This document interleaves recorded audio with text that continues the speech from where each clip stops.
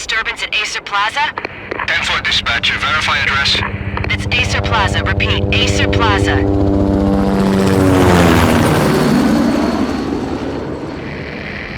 Shots fired on the rooftop. An assault in progress at Acer Plaza. Repeat, an assault in progress.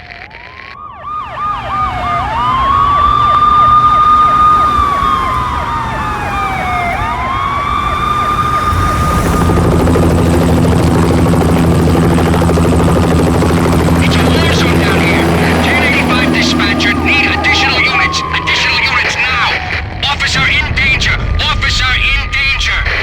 10-5, please repeat. 10-5, all units, emergency. Officer in danger, Acer Plaza. Repeat, Acer Plaza, all units. They were all dead. The final gunshot was an exclamation mark to everything that had led to this point. I released my finger from the trigger, and then it was over. To make any kind of sense of it, I need to go back 3 years. Back to the night the Payne started.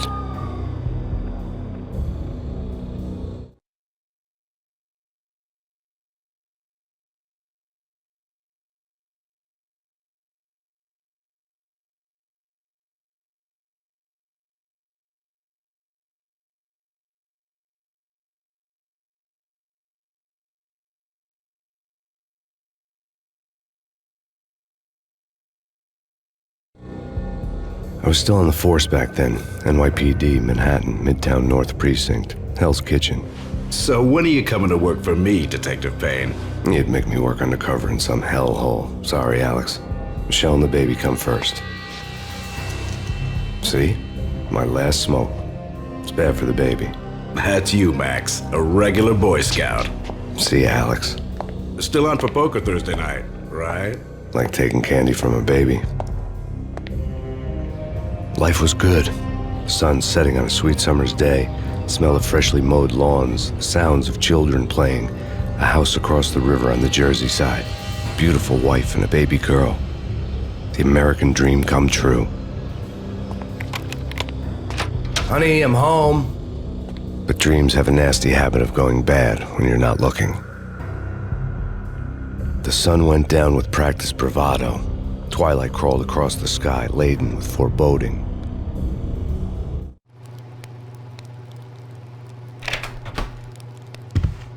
Michelle, honey, anybody home? I didn't like the way the show started, but they'd given me the best seat in the house, front row center.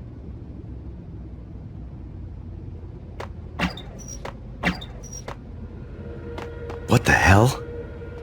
Something ugly had been tattooed on the wall, a map of things to come. It was a poison syringe, a magic tag full of diabolical meanings.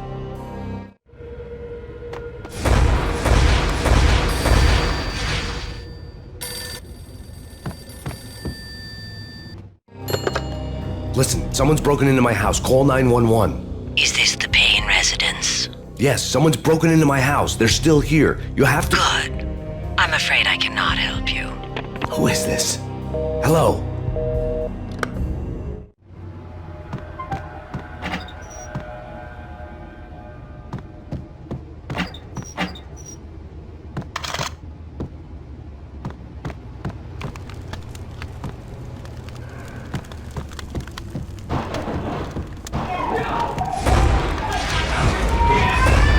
Michelle!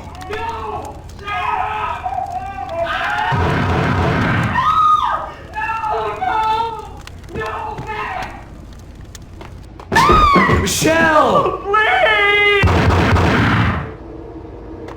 I'm gonna hurt you! It's coming. Freeze! NYPD, drop it! Coming! Get it!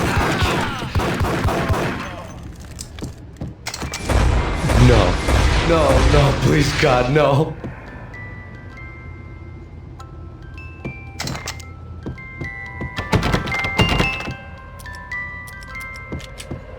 God bless your fallen angels!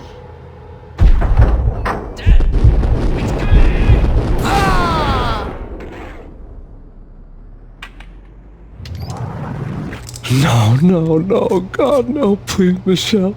Oh, baby.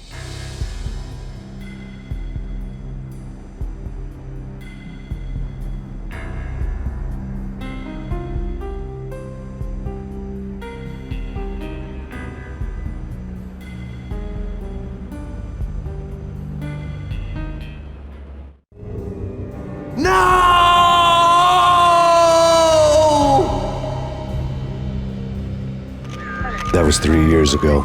Everything ripped apart in a New York minute. The killer junkies had been high on a previously unknown designer drug, Valkyr, V. After the funeral, I told Alex I'd be transferring to the DEA. It took us 3 long years to get a break in the Valkyr case. Then, finally, 2 months ago, a dime dropper tipped us off that Jack Lupino, a mob boss in the Punchinello crime family, was trafficking. I went undercover, infiltrated the worst mafia family in New York. I came in from the cold and the dark. Outside the city was a cruel monster. I've been slowly working my way from the small time to the big fish, trying to get to the source of the drug. Alex and BB were my only contacts in the DEA, the only ones in this decrepit city who knew I was down here. BB here. Something urgent has come up with Jack Lupino. You need to meet with Alex immediately at the Roscoe Street station. I hadn't had a face-to-face with Alex since I'd gone undercover.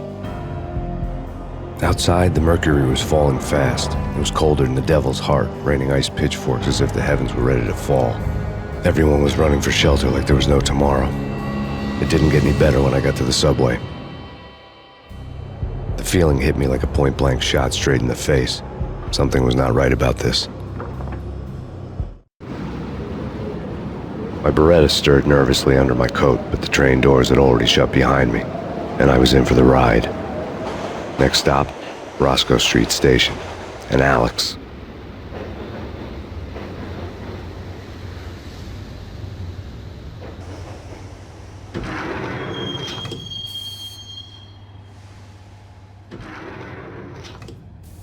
The station was drenched in gloom. Alex was a ghost, nowhere to be seen. I'd have to look for him.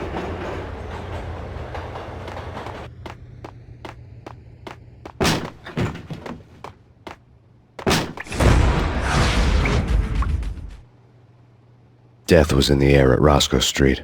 I'd have to find Alex fast.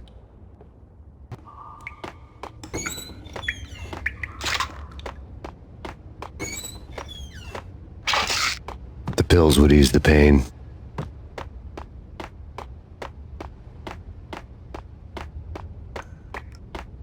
Wasn't Jake supposed to take care of this? He and Mickey are having too much fun taking care of the cop up there. Oh, what's the plan? Simple. Gun down every mother-loving bastard that gets off the train. Sweet. Didn't the train go already? No. What the?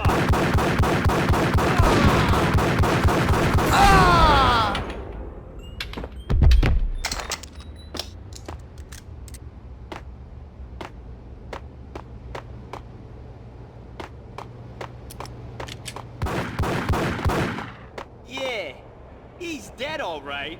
Hey, it's me you're talking to. Hold it!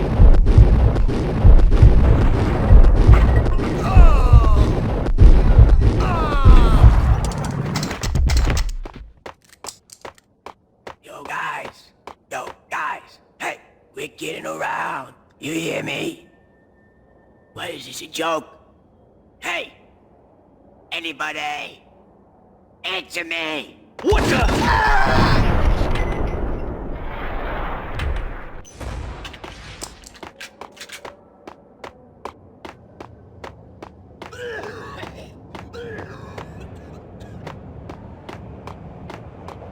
Hey, yeah.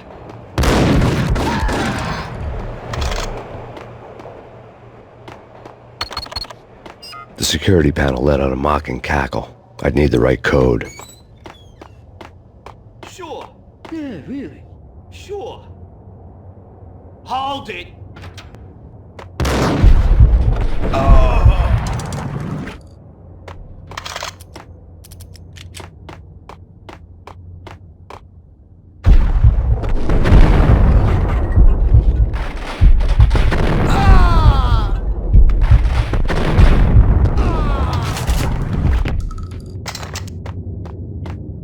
While looking for Alex, I had ended up in the middle of a big-time crime operation.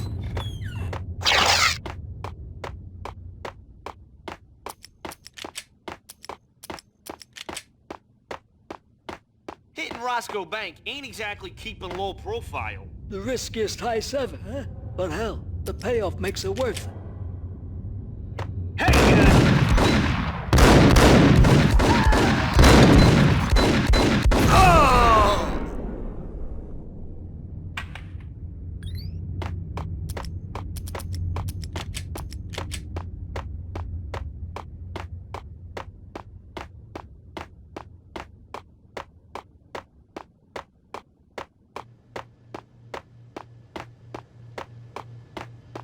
Kiss it goodbye.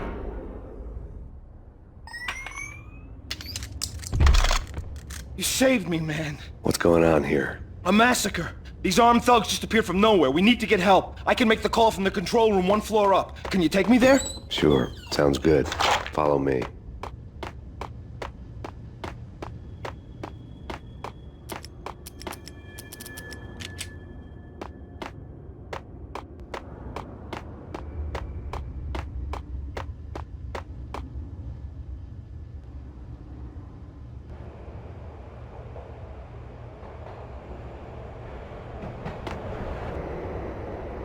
Home free. This way. Hold it!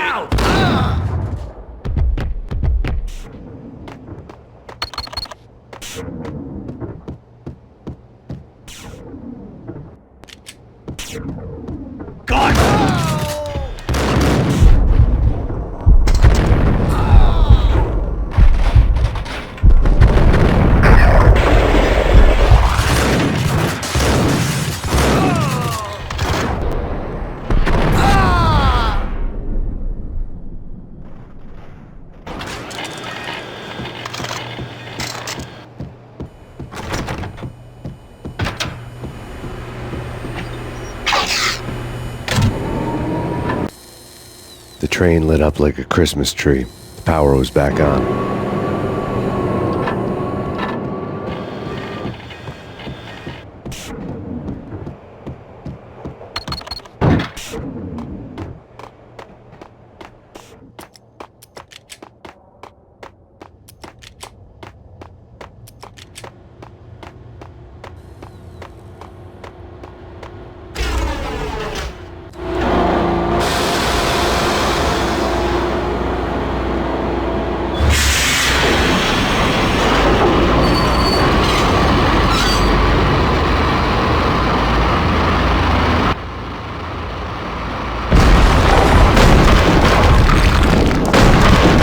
So much for being subtle.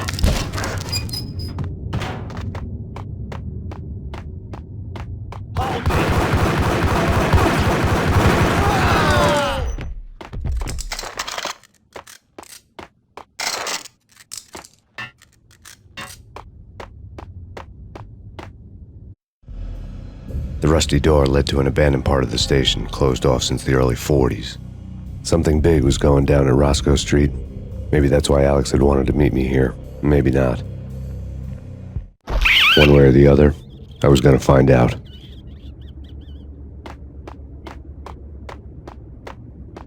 No way. Come on. Fine, okay. What the hell?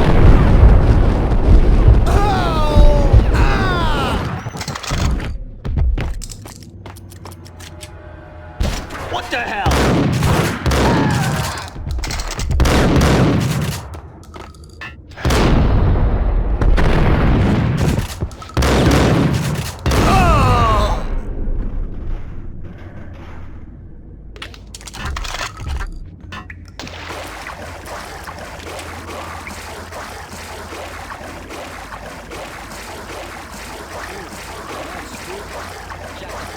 Yeah, spooky.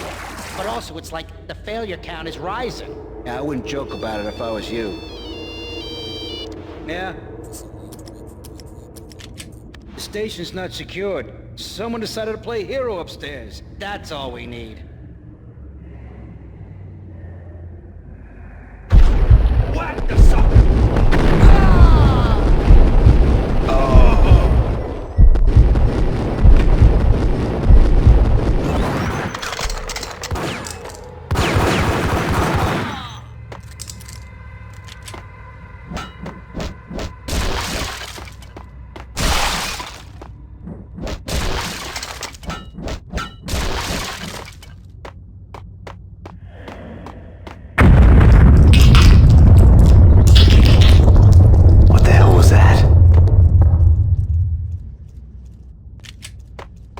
Hold on here.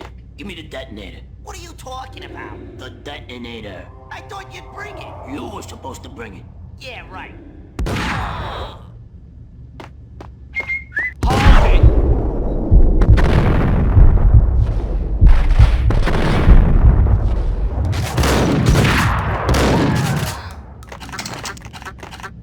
door had been welded shut ages ago and the bomb was missing a detonator. Hey!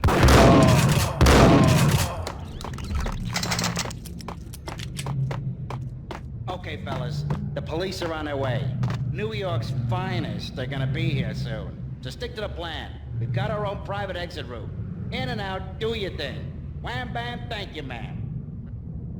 Get him out!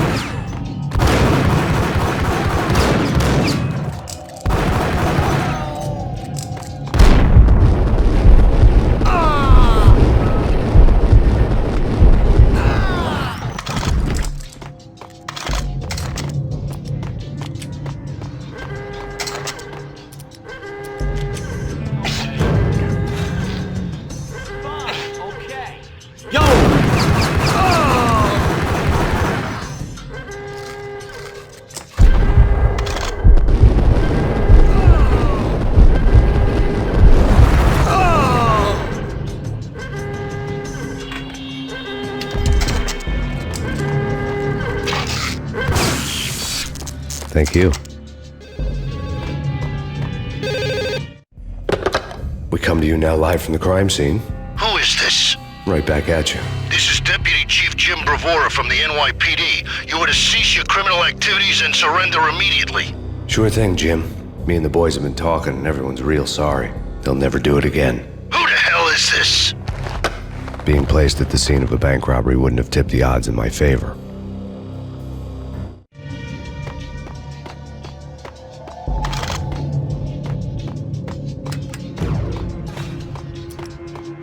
The bank robber's score lay on the table.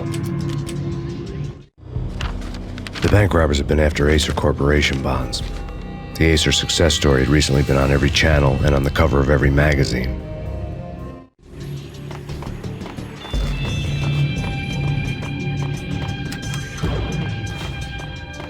The bank robbers had left their tools on the table.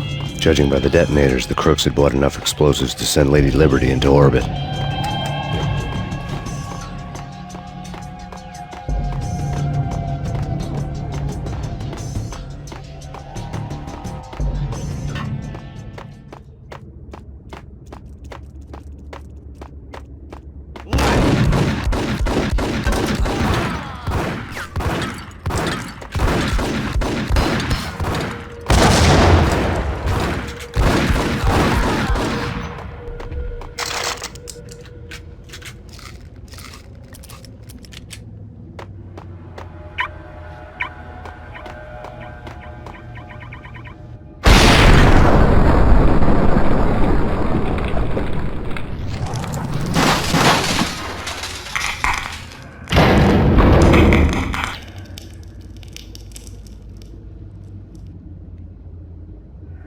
Hold it!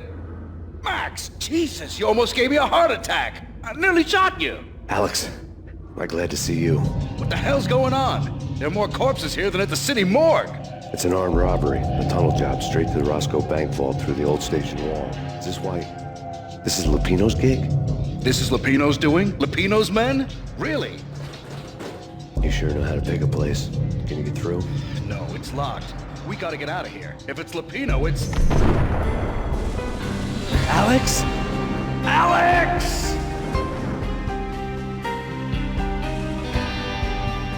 There was nothing I could do.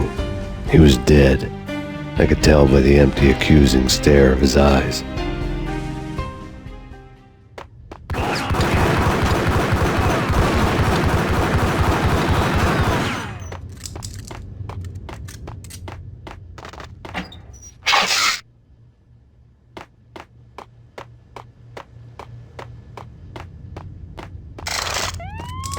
Let's get the hell out of here! We'll be fine. Just take it easy. I'm allergic to sirens! We gotta get moving! Shut up, okay?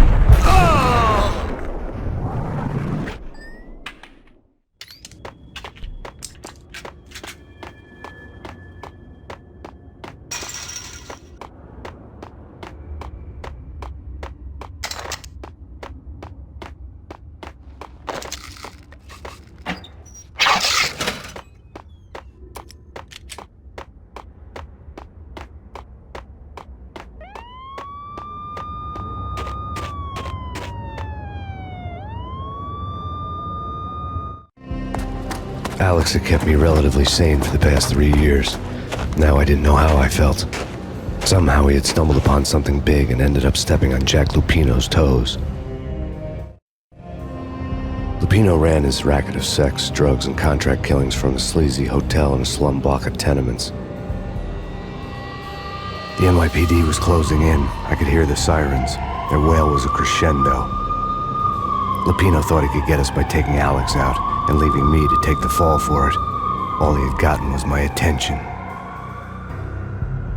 I went for the hotel first. It was a sad old thing with flickering lamps and faded colors, cheap mobster punks and tired-eyed prostitutes. I walked straight in, playing at Bogart, like I'd done 100 times before. The place was run by a couple of murdering mobsters with shark smiles. The Finito brothers. Ladies and gentlemen, it's the pain in the butt. Pain to the max. You're killing me. Did you make that up yourselves, or you get some wino downstairs to come up with it? Don't answer that. A rhetorical question. I got something for the boss. Lupino around? That kind of depends on who's asking. A friend or a junk squad plan. Don't answer. It's one of them, how do you put it, rhetorical questions. Lupino ain't here, but he said bye. Lupino wasn't in his cheap hotel. Instead, I ran into the Finito brothers. My cover had been blown. The door slammed shut behind me, and then I was dodging bullets like raindrops. Pain in the butt. Ha ha! Pain to the max. Junk squad pig. Got a ticket to Marble City for you. Eat first and lion.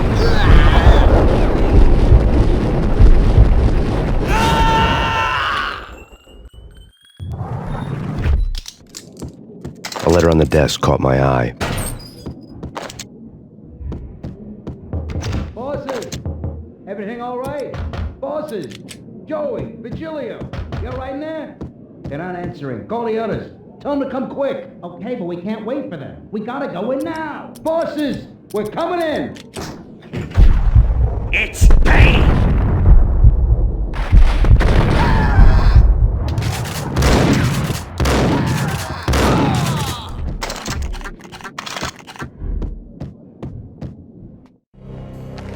I had met Lupino only once. The gangster ran all his rackets through his right-hand man, Vinny Gagniti. Gagniti was a high-strung whiner on the verge of breaking apart, like an overamped Energizer bunny. He had the brains to run the business, but he lacked the balls, always falling short, taking his frustration out on underage addicts and call girls. The V deal goes down at your hotel. Jack's exact words, quote, "Vinny, you're in charge of this one," unquote. Rico Muerte's coming to see it through. Anything goes wrong and everybody's gonna get dead. Goes double for you. Treat this guy real good. Anything he wants, you give him. Don't screw this up or you're finito, finitos. A V deal meant added security, locked doors, lots of nervous thugs with itchy trigger fingers. I'd seen nothing coming in, but that didn't mean it hadn't been there. Rico Muerte was a regular Kaiser Soze, a spook story told to keep the apes in line.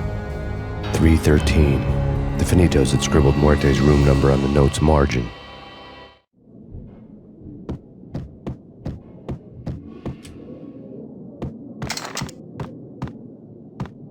Getting out was not going to be easy. The staircase was locked and the elevator had been busted for a decade or more. The NYPD has been out on massive killer storm. Chief Jim Rivera. In his press conference today, the mayor stated that Valkyr represents a clear danger to New York and called for drastic actions to eliminate the problem. On today's top story, the Valkyr crisis worsens with the murder of DEA Special Agent Alex Balder. Special Agent Balder had been shot repeatedly from a point-blank range. The gunman has been identified as Max Payne. The noose is sure to tighten around this fugitive criminal as more NYPD units join the search to apprehend him. I had just gotten my 15 minutes of fame.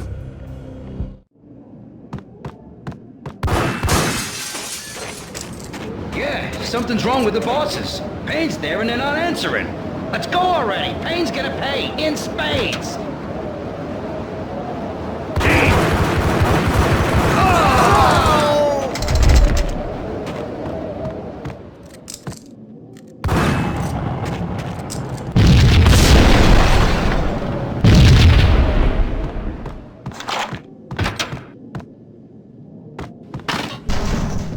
What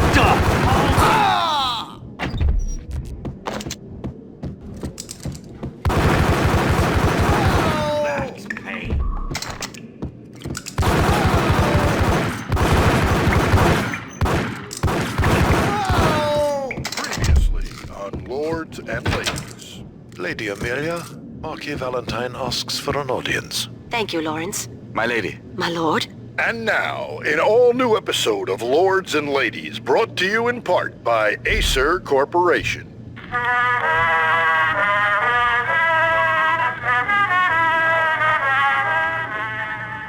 My lady. My lord? My lady, there is a matter of great importance I must bring to your attention. My lord, there is? Indeed, my lady, there is indeed. From the very first moment we met, upon that distant forest path, there has been sunlight in the autumn leaves blazing like the colors of your hair. Oh, my lord, you should not speak so. But my lady, I must. My lord, no! I forbid you. This cannot be. This must not be. But why, my love, why? My lord, it is too dreadful. Do not force me to speak the words. My lady, I beg of you, I must know. I would rather die than not know. Yes, my lord, we should both be dead, for this shame is too great for the living. My lord, I am your long-lost sister.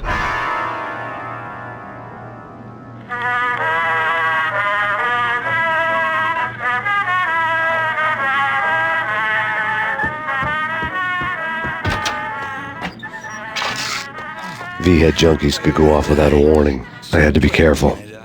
Will they ever get together? It's Payne!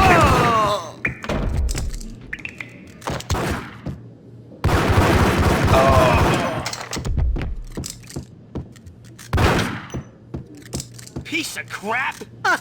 Oh, careful, it might kick back. Killer vending machine. You talking to me? Tough guy, scared.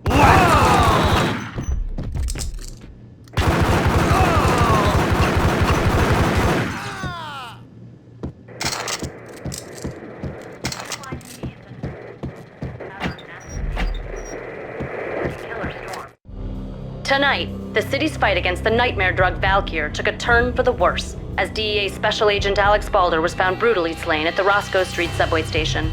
A suspect was seen leaving the site only moments after the shots had been fired, and the NYPD is currently in pursuit of Max Payne, a repeated felon believed to be armed and extremely dangerous. And now the weather. The worst winter storm in recorded history continues to pound the city.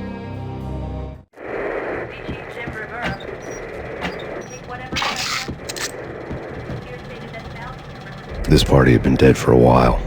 I couldn't say I was sorry I'd missed the show.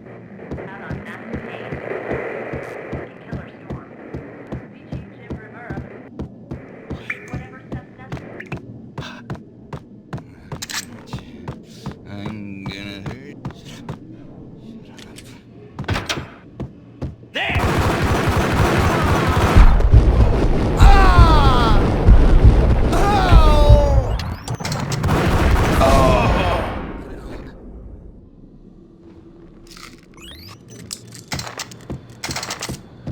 I'd found Muerte's room. It's coming. It's coming. A flash. Hey!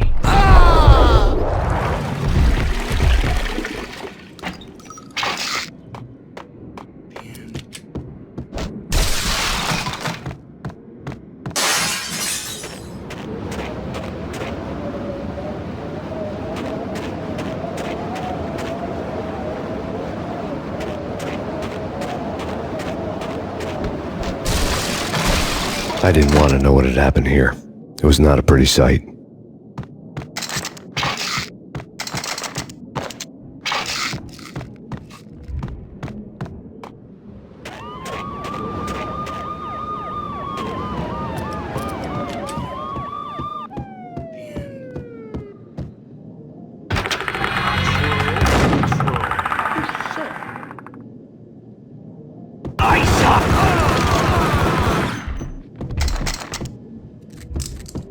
Muerte had received a letter. Our investigation had turned up nothing to link Angelo Punchinello, the head of the Punchinello family, to Valkyr. All tracks had ended with Jack Lupino. The letter in Muerte's room was signed by the Don himself. It was the first hint that the Kingpin knew what was brewing inside his syndicate. The trouble you got into after the Chicago screw-up. The Punchinello family bailed you out. You have been waiting for a chance to pay us back. One of our trusted boys has a monkey the size of King Kong on his back. We need your special skills for backup on a major deal. Collecting evidence had gotten old a few hundred bullets back. I was already so far past the point of no return I couldn't even remember what it looked like when I had passed it.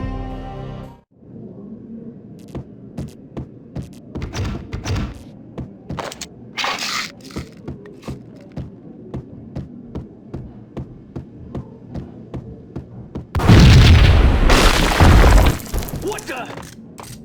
Told you. God damn! I thought it was a bomb for sure. Nah, the Russian wouldn't dare. This has been waiting to happen. I thought it was a bomb. Hey!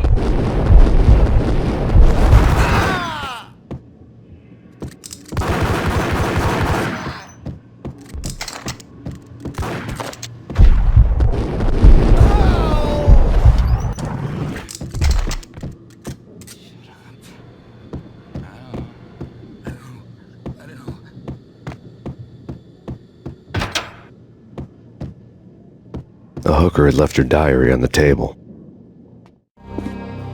The diary belonged to a hooker named Candy Dawn. The read would have made a vice cop blush. Had talks with the mystery hag over the phone again. Sent her the latest One-Eyed Alfred tape. As long as the hag keeps paying for the tapes, the old man could come every day for all I care. She had a nice sideline, making secret X-rated flicks of her clients and selling them to the highest bidder. It would get her killed if her V-fix for the day didn't do it first.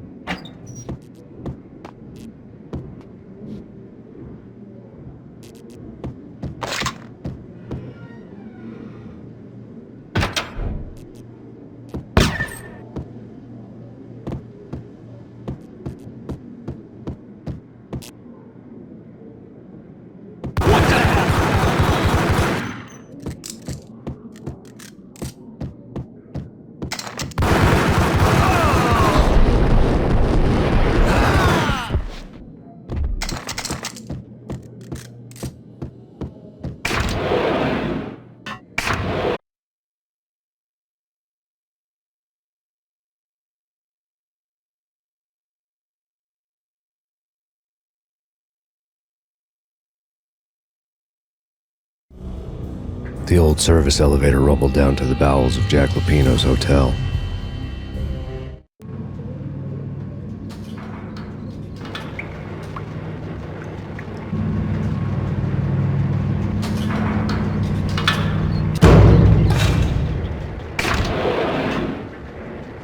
It was freaking crazy. Cops were doing a full-scale siege next door. More traffic than rush hour. I mean, bleeding bastards running back and forth, Ronnie and Jimbo to throw. And in the middle of all this, there we were. I didn't give a damn. Just going with the flow. So what happened? Nothing happened. We got the explosives, dumped the cargo. We were home free. Jesus. Whack the sucker!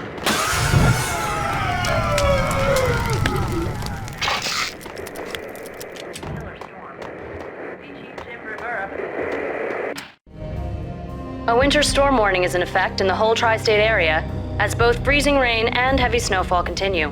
Many roadways are already closed, and people are advised to stay indoors. The severe blizzard has ravaged New York for 3 days now, with no end in sight. We'd been snowed from the start in the Valkyr case. The forecast said there was plenty more where that had come from. But the snowbound city was on my side. Less chance of innocent bystanders getting caught in the crossfire.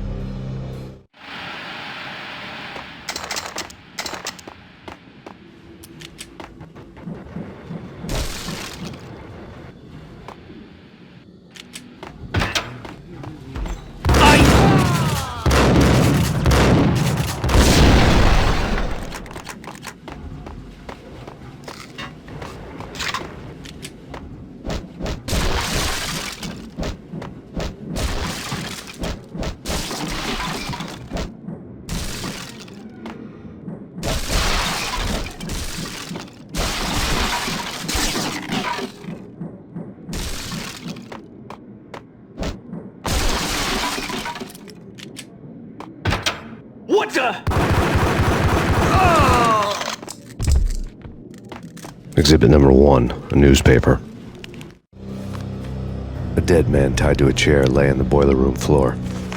Captain Baseball Bat Boy has an unbeatable track record in superhero death matches. But a 6-pack of root beer gets me every time. The murder weapon was a baseball bat, now lying in a pool of drying blood next to a newspaper folded open on a Captain Baseball Bat Boy comic strip.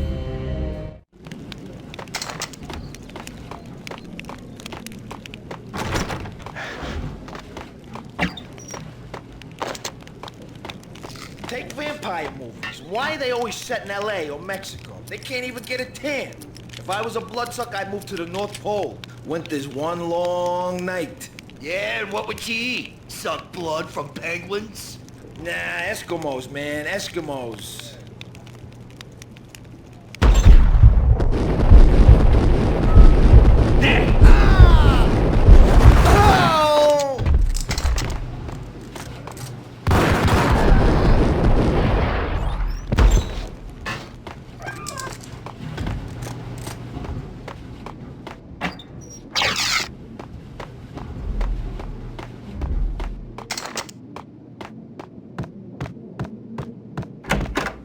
Chill with the guns. Trust me, you don't want to piss Muerte off. Gentlemen, let's do business. Green for green. Cheers at Green-Eyed Angels. Amen. Got him, Jack.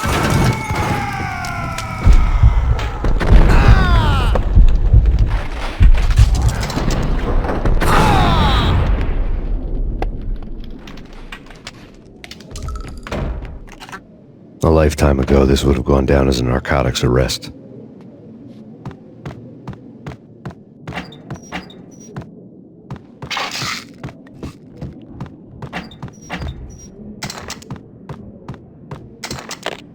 The transparent cylinders glowed green, full of Valkyr.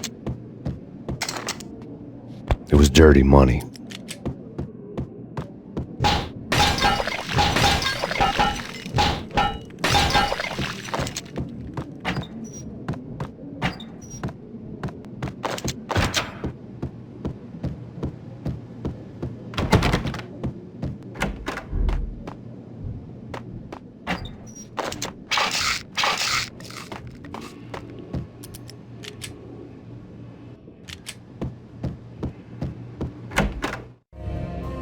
Two mad dog killers, ready to murder each other.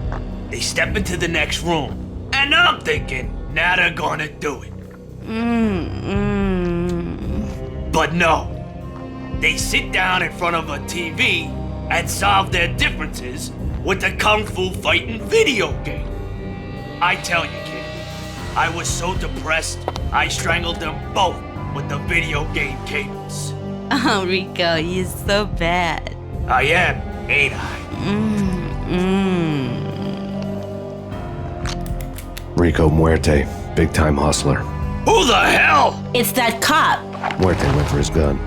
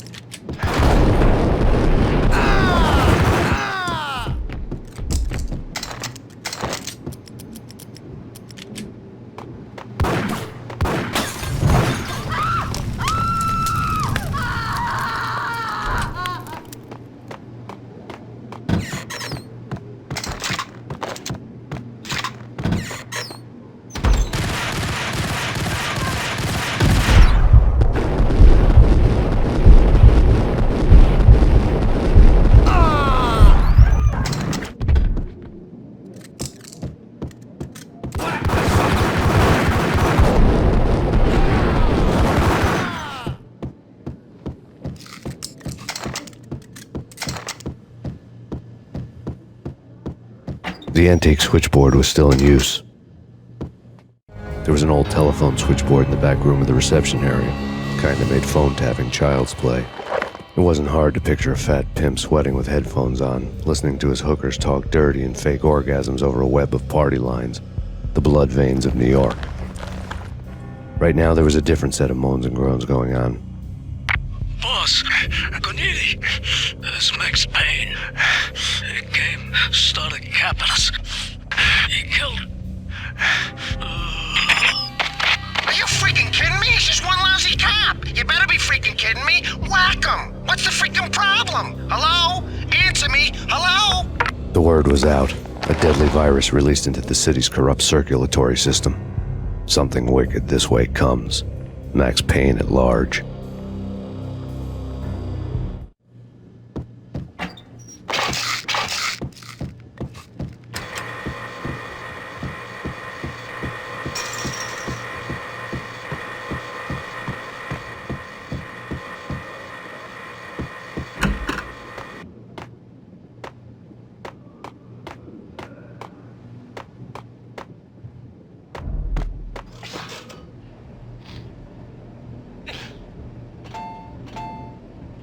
You think you could take my money? You know who you're dealing with? Huh? Do you? Do you?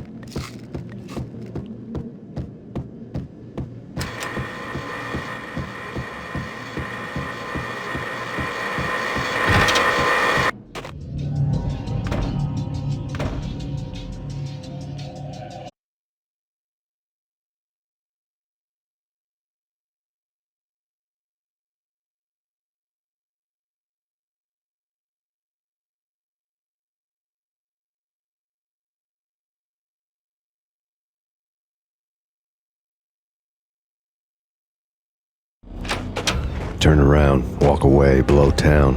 That would have been the smart thing to do. Guess I wasn't that smart. Lupino's tenement buildings were a seedy hangout for all kinds of sleaze. A liquor store, a pawn shop, a laundromat full of mobster bookies and loan sharks. The list went on. The how and why of it was a mystery to me, but they knew I was a cop. They knew I was coming, and they were going to get real trigger happy about it. I got to see Lupino's hangout all lit up. A bomb went off, turning snow into liquid gold. A pillar of fire lifted the remains of a car straight up into the air.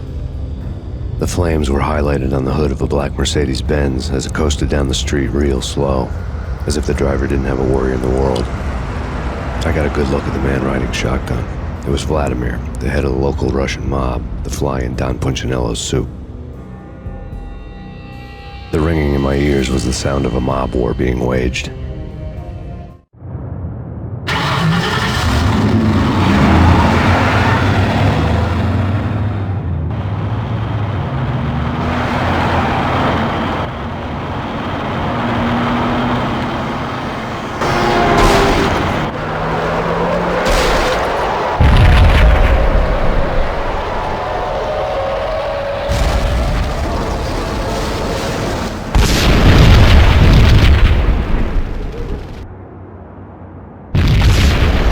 Bomb exploded inside the closest slum building. It was a lucky break.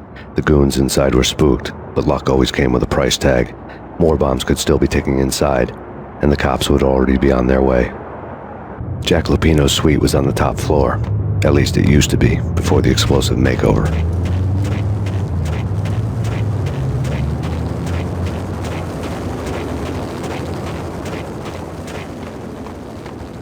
The headlines were a depressing read. The headlines were screaming bloody murder. The storm was a screaming duet with the approaching prowl car sirens. It was all a scream when you were down for the count and wanted for murder.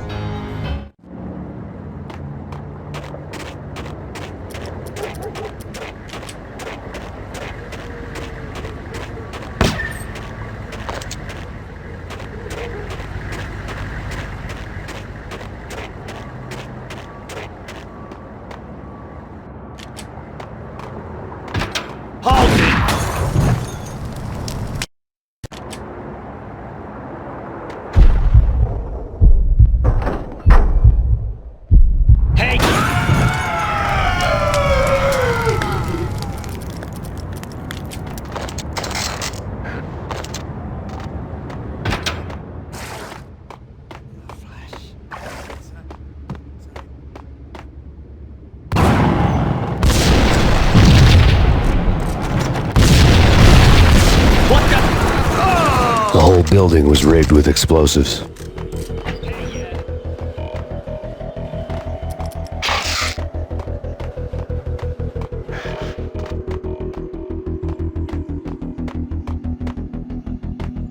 What the hell?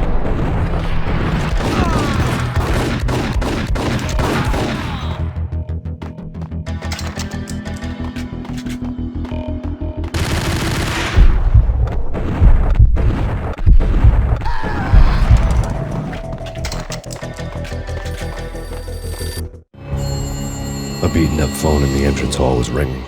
It could have been just a junkie in need of a fix, but it turned out to be something more sinister than that. Am I speaking to Mr. Payne? Who wants to know? My name is Alfred Wooden. You must hurry. The police are on their way. Tell me something I don't know. They know you're there. How? And what's it to you? I will contact you again. The cops arrived, sirens singing in the off-key harmony of a manic-depressive choir. I had a few minutes while the SWAT team would go through their usual routine. By the time they busted in, I needed to be long gone.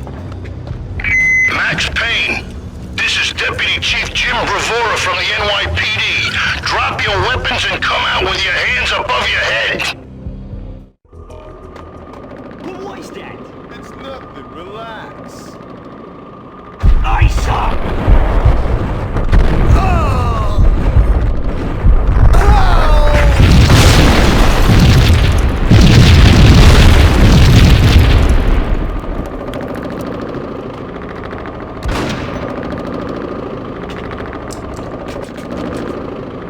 Someone had left a letter on the counter. Suddenly it all made sense. The bombs, the Russian mob boss making an appearance in person. Gagniti was his usual self, all talk and no walk. After our hit, the Russian has only a couple of guns left and they can be bought. There's no freaking way he has the guts to try anything after that.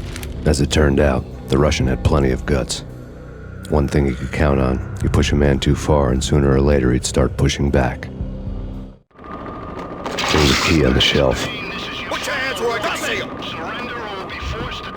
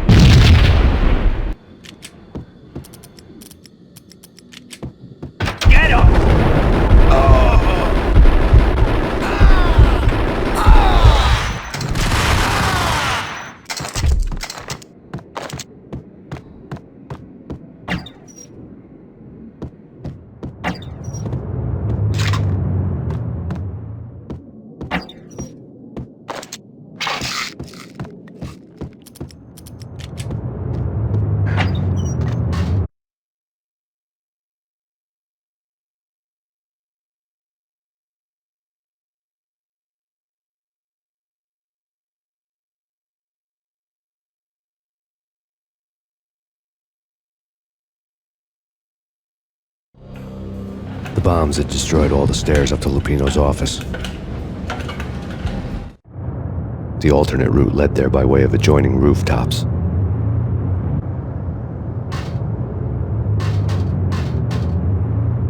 It's never been this cold. Never ever. It's like the sky's falling. Yes, sir. It's the end of the world as we know it. And I don't feel fine. I don't feel anything. Not a thing. I'm freezing my butt off.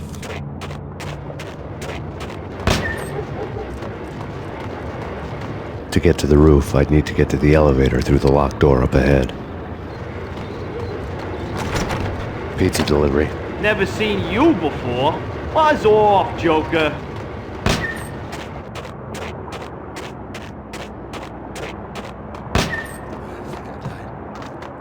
I think I'm dead. I think I'm dying.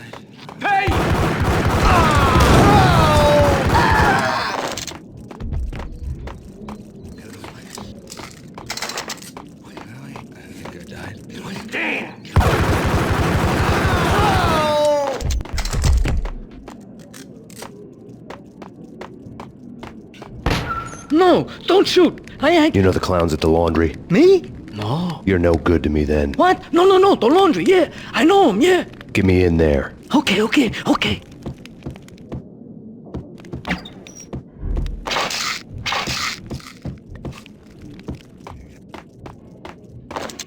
die. You're gonna die.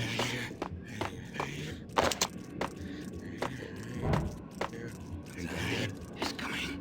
I think I'm dying. It's coming. I think I'm dead.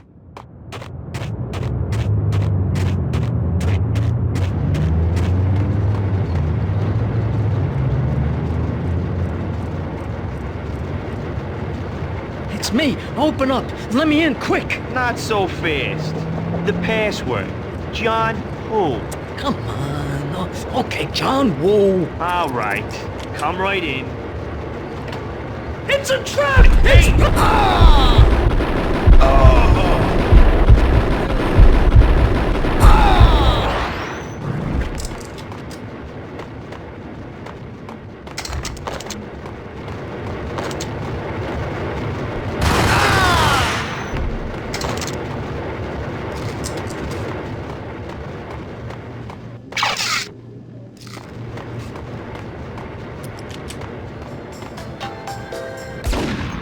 Thank you.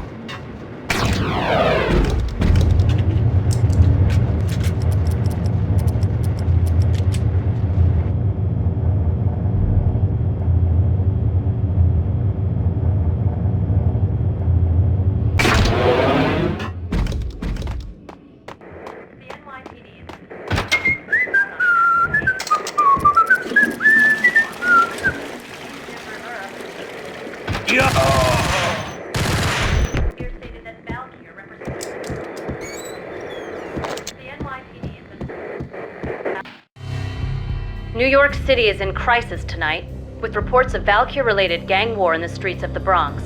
Apparently, Max Payne, wanted for questioning in connection with the slaying of a DEA special agent earlier tonight, is waging a one-man war against his former partners in crime.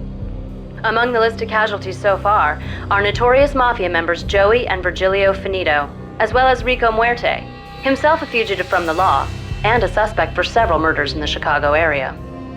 The NYPD has been placed on full alert. A citywide APB has been put out on Max Payne.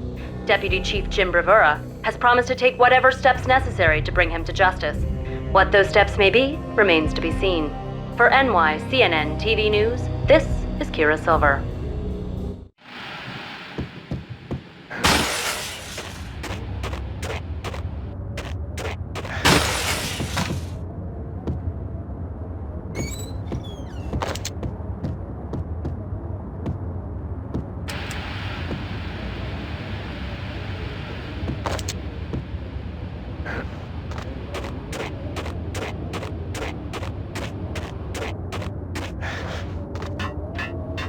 This week on Address Unknown. I don't want to go there. It's the last place I'd want to end up. But that's where I always end up anyway.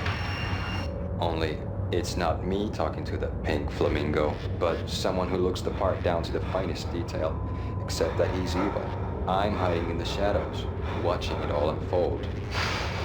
The flamingo speaks. You can speak here. It says, "Mirrors are more fun than television." That's, mirrors are more fun than television. Somehow I know this, just don't ask me how. And I, not me, but my double, nods and smirks at this like it was the funniest thing in the world. And then something goes wrong, and suddenly they know I'm there, hiding behind them, and they both turn to look at me with cold eyes. And the flamingo speaks again.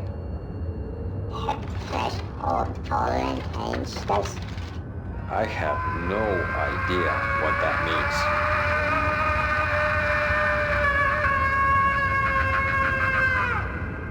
And that's when I always wake up to my own scream in that brightly lit white hospital room, strapped to my bed. Hey,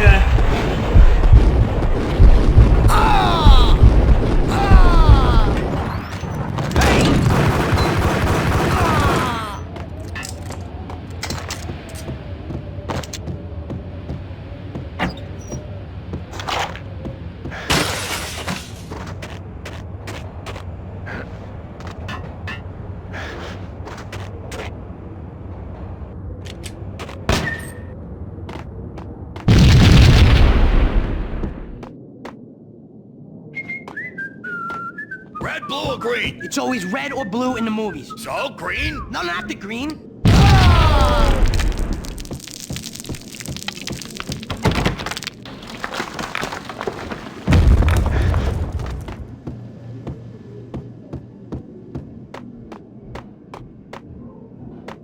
What the?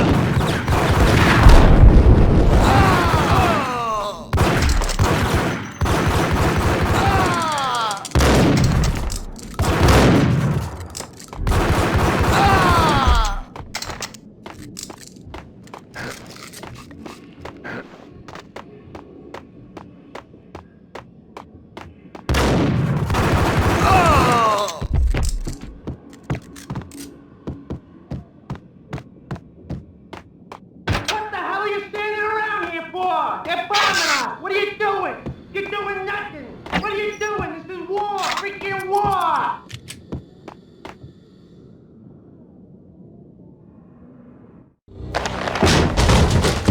Vinny Gognitti, just the man I've been killing to see. Payne? Freaking fed! I knew from day one there was something screwy about you. What do you think you're doing? You're a freaking cop. You ain't got squad on us. You can't just come in here waving your piece like it meant something. Yeah! Oh my God! Oh God, you shot me! Ah!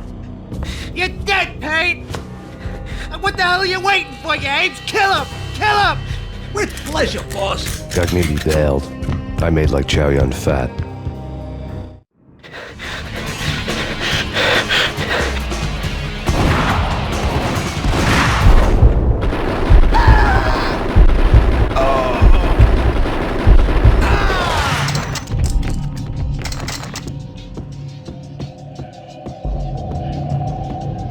A crumpled letter lay on Gognitti's desk. The letter was addressed to Don Punchinello, but Vinny had never had the nerve to finish it. Jack's gone voodoo. Just the other night, he shot Dino because he wanted to see what his brains looked like splattered on the wall. He's a freaking mad dog. We're running out of men and business fast. Gognitti had been living in mortal fear of his boss. Jack Lupino was a psycho.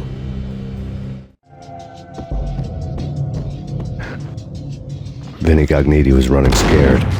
He could run, but with a bullet in his stomach like a broken bottle of Tabasco, he was quickly running out of time. He knew where his boss was, and I wanted to square things up with Jack Lupino. Gognitti would be moving fast.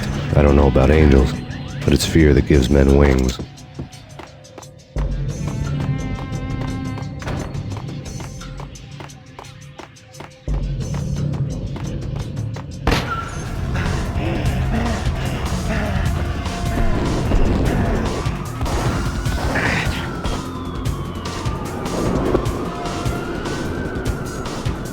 Gognitti hitched a ride.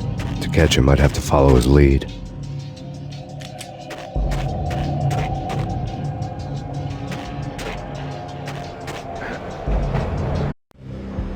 This was my second train ride of the night. The way it started didn't promise anything better than the last one. Freezing wind tearing at my face like sandpaper and razors, ice hard and slick under my hands and feet. And somewhere in the background, the wail of sirens, the city howling after me. New York sped by in fast forward. Dark rooftop water towers and a dead forest of antennas and chimneys, all a blur. When the train he was riding slowed down, Gognitti made his move.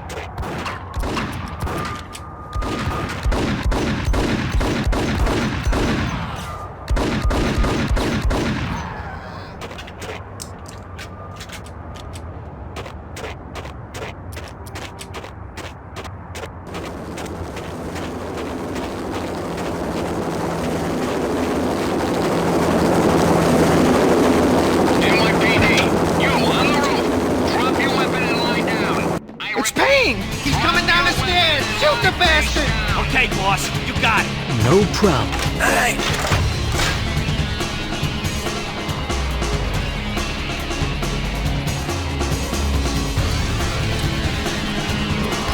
What the hell?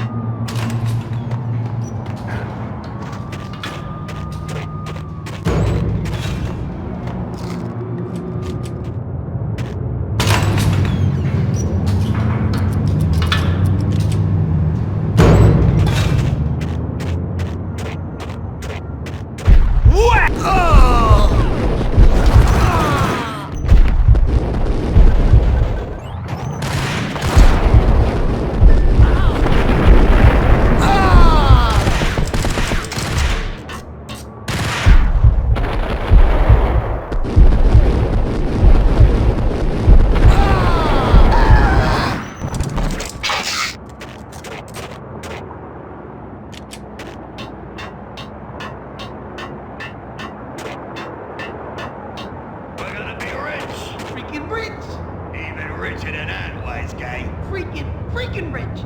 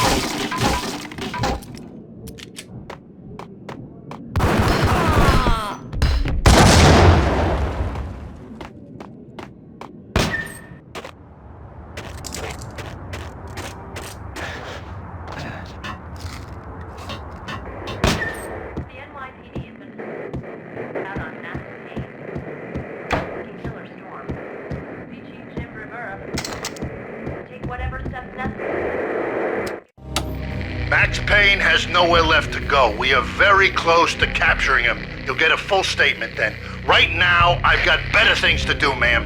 That was Deputy Chief Jim Rivera from the NYPD with no further comment at this time. Apart from his suspicious food habits, I figured Bravura to be one of the good guys. Fate had just dropped us on different sides in this. But when it came to capturing me, he was way out of his league. I had already ditched the cops a couple of rooftops back. For now.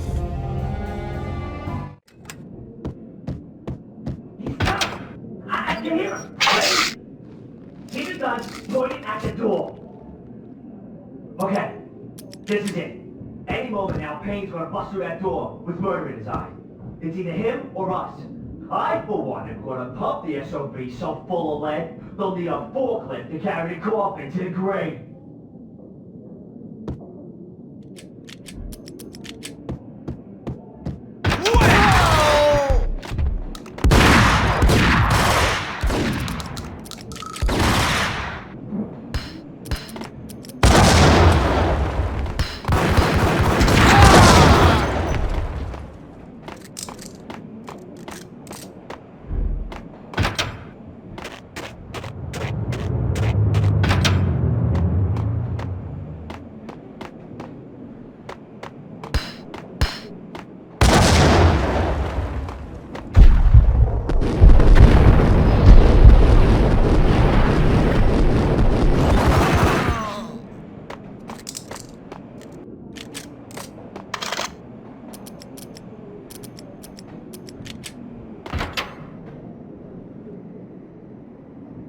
Open, goddammit!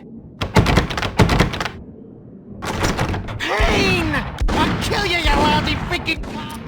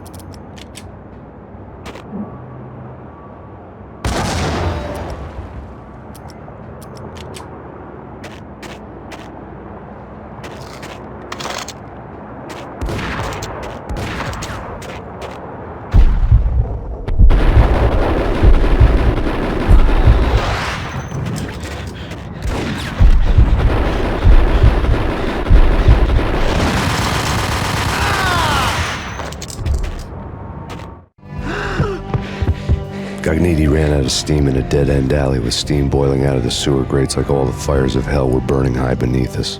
It was shakedown time.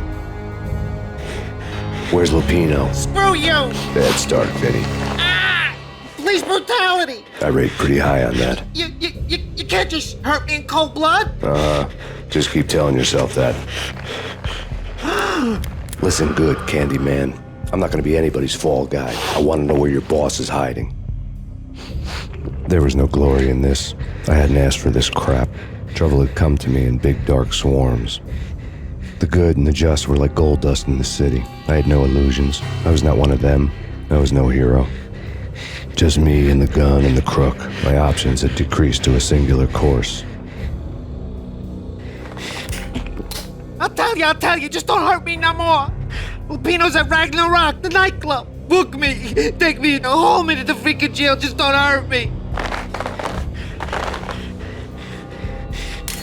Your rights will be ready at your funeral. Ragnarok was Lupino's private nightclub, a den of drugs built into an old theater. I knew what waited inside. V-head junkies ready to explode in random acts of senseless violence, and Lupino's goon squad, the worst stone-cold killers this side of hell. Ragnarok was as inviting as a headache, flickering and flashing to a machine gun beat. The belly of the nightclub was a gothic theme park that began with bondage games and led to the nasty stuff from there. As subtle with its dark message as a cop-killer bullet through the heart. Like father, like son, just like Jack Lupino.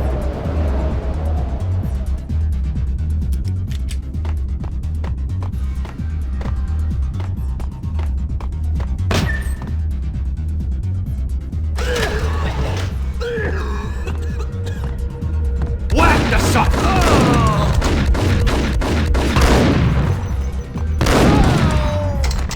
The book had never been a bestseller.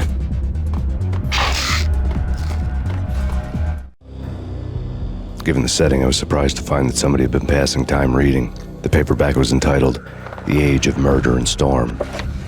The blurb on the back mentioned Norse mythos and Ragnarok, the end of a Viking world with a terrible winter that covered the earth in ice, when vile crimes were rampant and all humanity lost. I could see how somebody impressionable might get it into their head that we were at the end of time. I was also beginning to see what the nightclub and its owner were all about.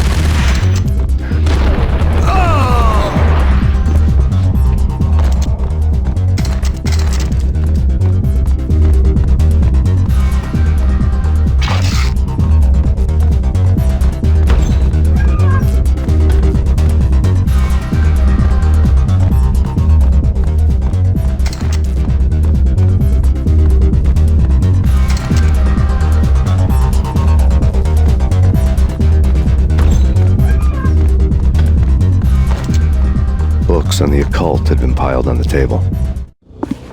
The room was stacked with light reading, such as Necronomicon, Witchcraft, and Paradise Lost. Old exotic titles like Malleus Maleficarum and De Umbrarum Reini Novum Portus. Books with pentagrams on their covers, all dealing with the occult and the infernal, lying between stacks of horror videos and a couple of Ouija boards. The only thing I could take seriously was the thought of Lupino taking it seriously. He had been spending a lot of time getting intimate with the guy downstairs.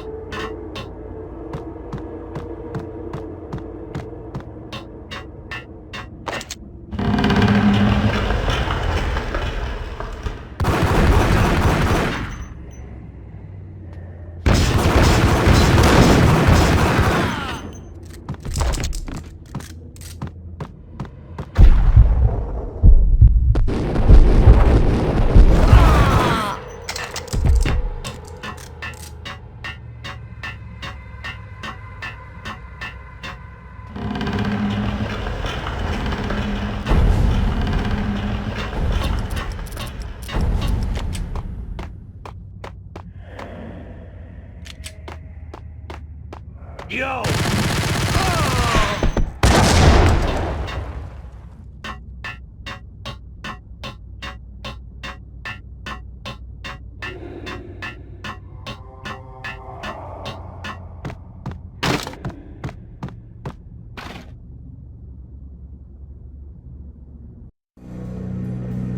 The backstage area led to Lupino's inner sanctum.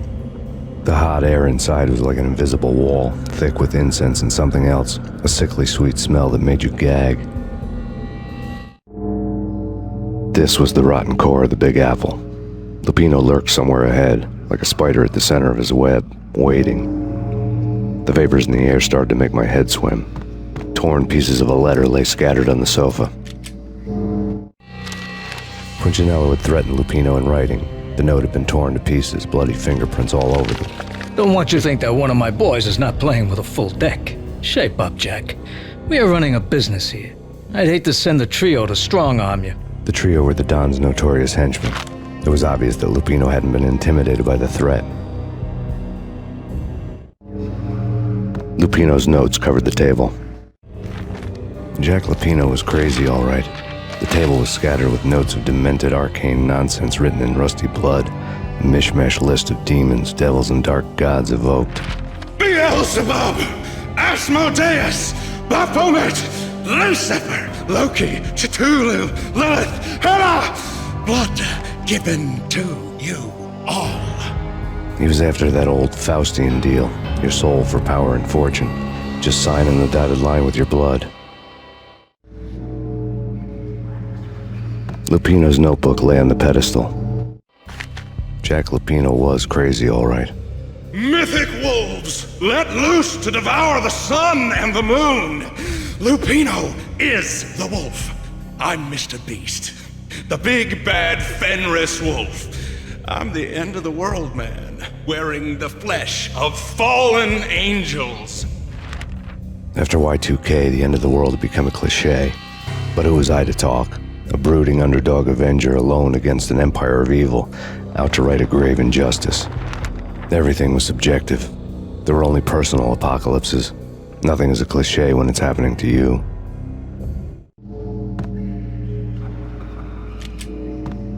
The flesh of fallen angels! Come to me all! Astaroth, Beelzebub, Asmodeus, Baphomet, Lucifer, Loki, Satan, Cthulhu, Lilith, Hela! Blood to you all! Secrets living under the skin of reality. I've seen it. The corruption of flesh.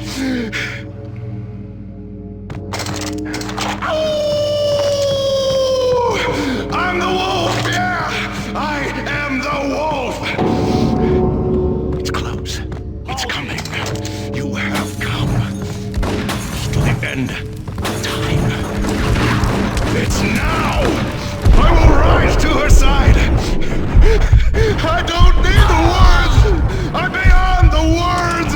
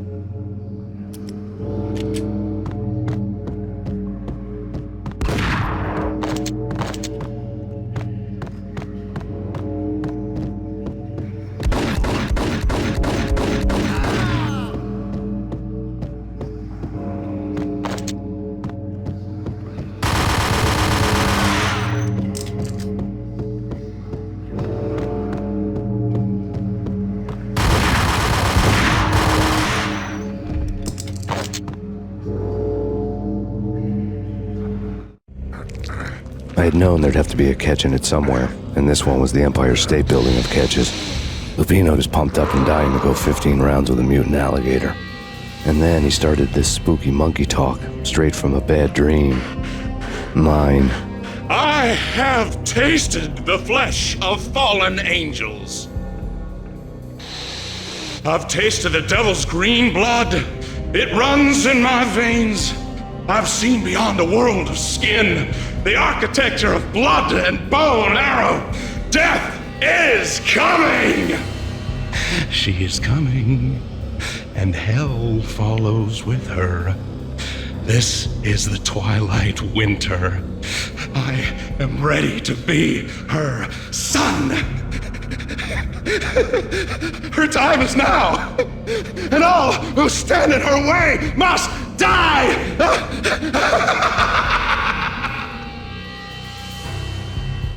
Die! You'll die! You'll die! Now! All die!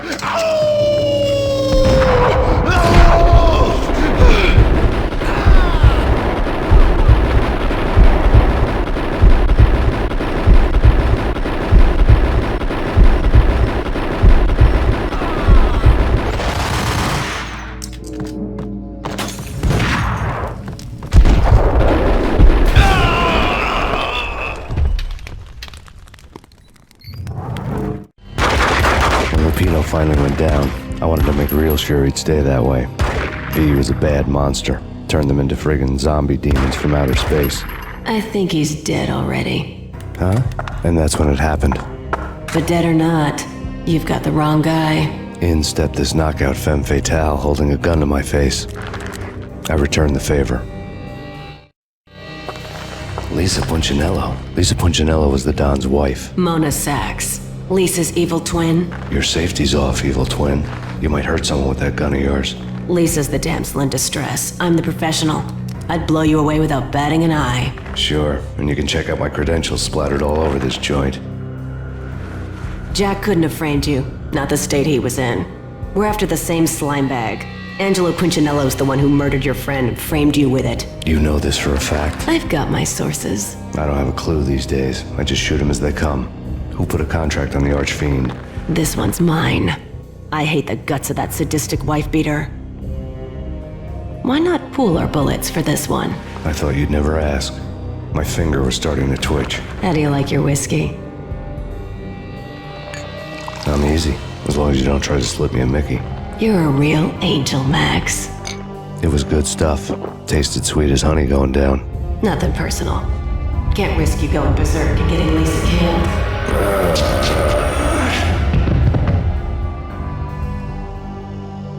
The nightmare was always the same. Violent shapes moving in darkness, old and ugly. The killer's mad laughter was a riddle filled with wicked innuendo.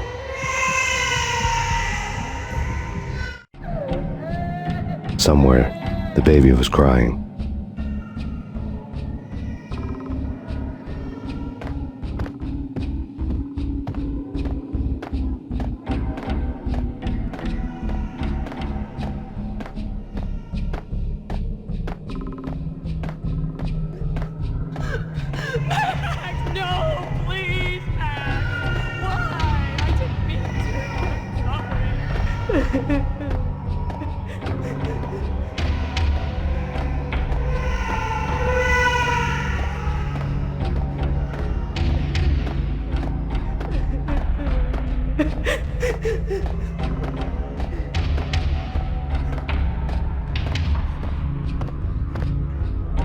Should have known it when we found you snoring next to Lupino's corpse.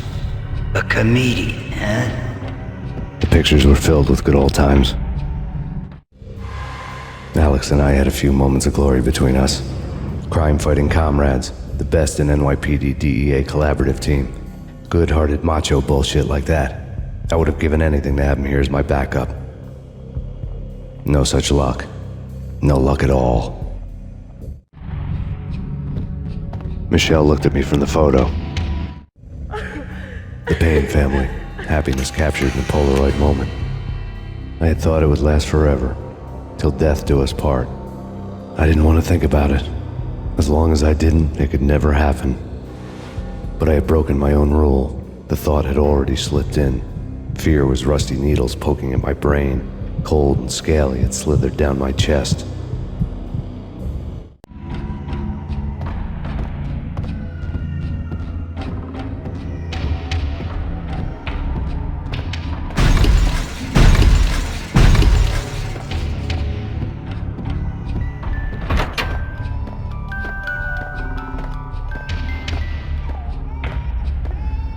I really love to watch cartoons.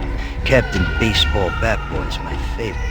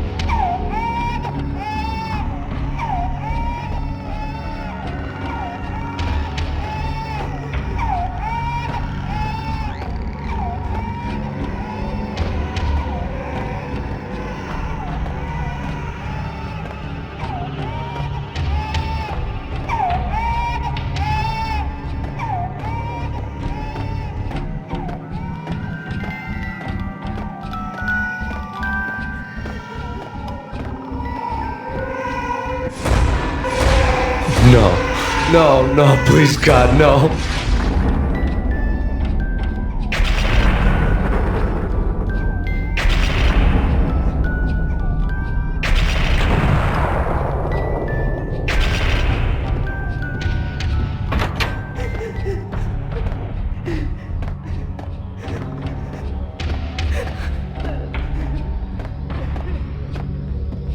Slice them, dice them, shoot them full of holes, blow them to bits, vaporize them, disintegrate them. No matter what you do, they'll still be back, good as new. Michelle's diary lay on the table. Michelle was working part-time in the district attorney's office. Her diary was open on today's entry, her handwriting all pretty curves. An army dossier found its way to my desk yesterday. Valhalla? Isn't that a Norse myth? Something about Vikings? I tried to tell Max about it, but he was busy, that cute frown on his brow. Guess it's nothing, just a mix-up at the courier service. From now on, I would always find time for her. It was a hollow promise. Too little, too late.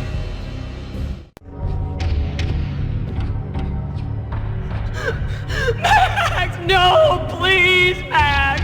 Why? I didn't mean to. I'm sorry.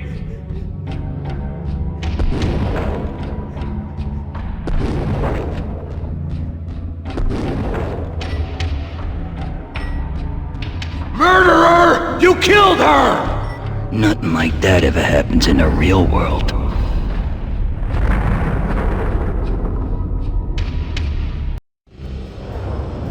I woke up in a bad dream.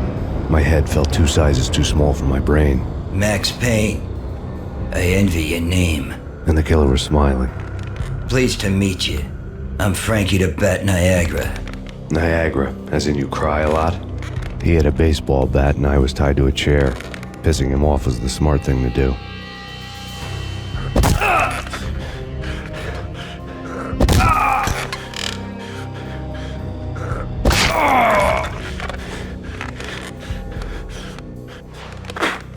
Nothing wrong with a little laugh now and then. Take me, for example. I love to watch cartoons. Cartoon violence is a fascinating thing. Let's take a break. I need to take a leak and maybe grab a cold one at the bar.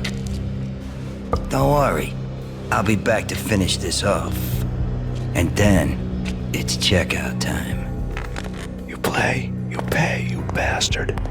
He swaggered out, and the door clanged shut behind him, locks clicking into place. Everyone makes mistakes.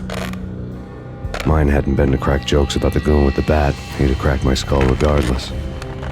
It hadn't even been to trust a girl with a gun.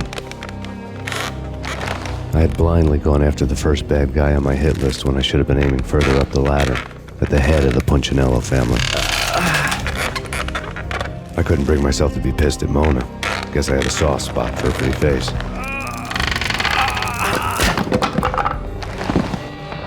But when somebody decides to play baseball with your head, you tend to get sore. They had dragged me back to the basement of Lupino's hotel. I was beaten, bruised, and blue. I felt like the chair I had broken to get free.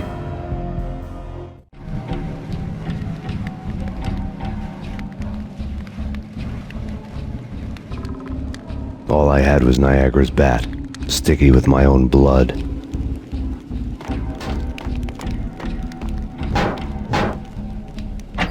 Without a gun, I'd be no match for Frankie's men. I'd have to play hide and seek with them.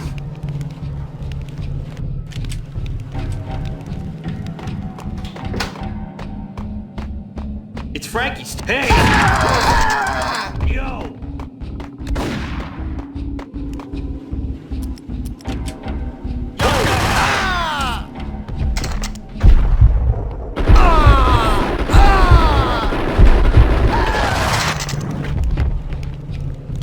What the hell?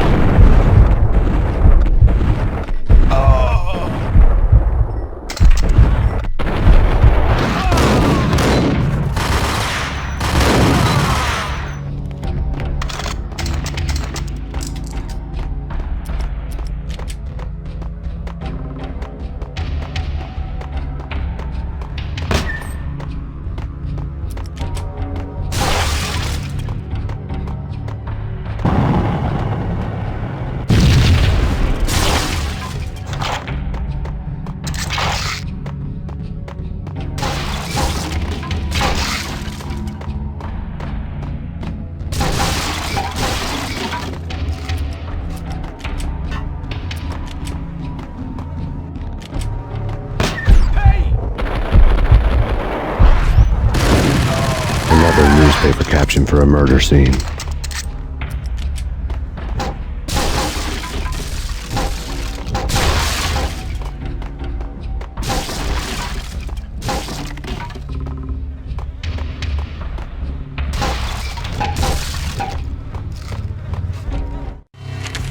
Frankie had left his calling card, a Captain Baseball bat boy strip, next to a sewer passage filled with bodies.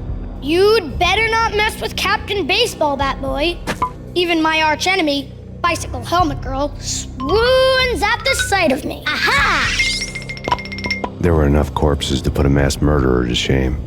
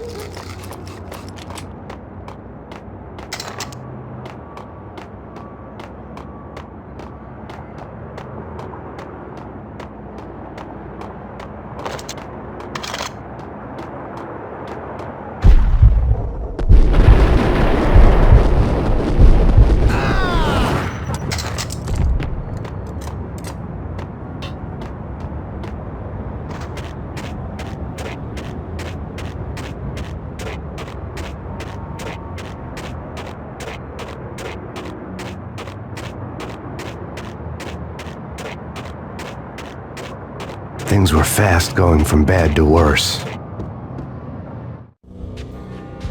The men in blue had come and gone. They had decorated the place with chalk outlines and tied it together with yellow tape. The cops who had stayed behind were dead. Frankie, his boys, and I had the place all for ourselves.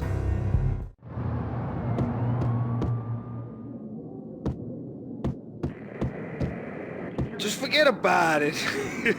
Just forget about it. Hey, just forget about it.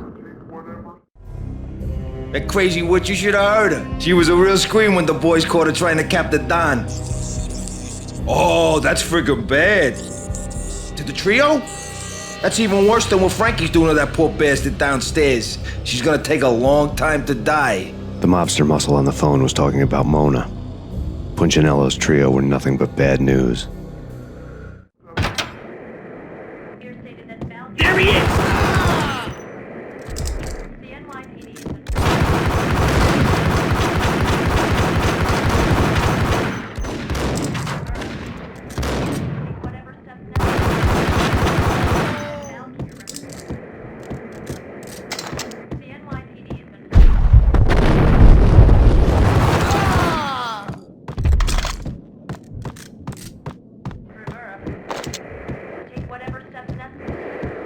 More evidence that Punchinello didn't like me much. The fact remains that all the victims so far identified in the Ragnarok shooting have been known criminals, many of whom had large doses of V in their blood. Reliable sources say that Max Payne was also among those killed, although no body has been recovered at this time. Reliable sources. That meant somebody thought the Mafia had me, didn't want the cops snooping around anymore. The body would be delivered to them barely recognizable. Case closed. Don Punchinello had the power to be that reliable source, which was no news, but his news was old news. Framing me hadn't been enough. Don Punchinello had put a hit on me. He wanted me dead, and it had been important enough for him to give written instructions to Frankie about it. Max Payne should die like a dog for the trouble he's caused. Frankie, I know I can trust you to give this matter the dedication it needs.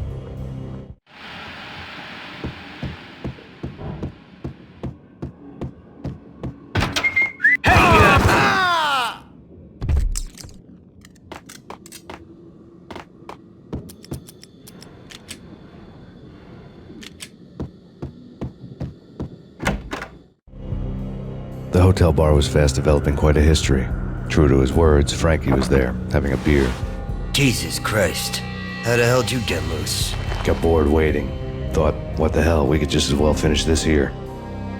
Fine by me. This works out just as well.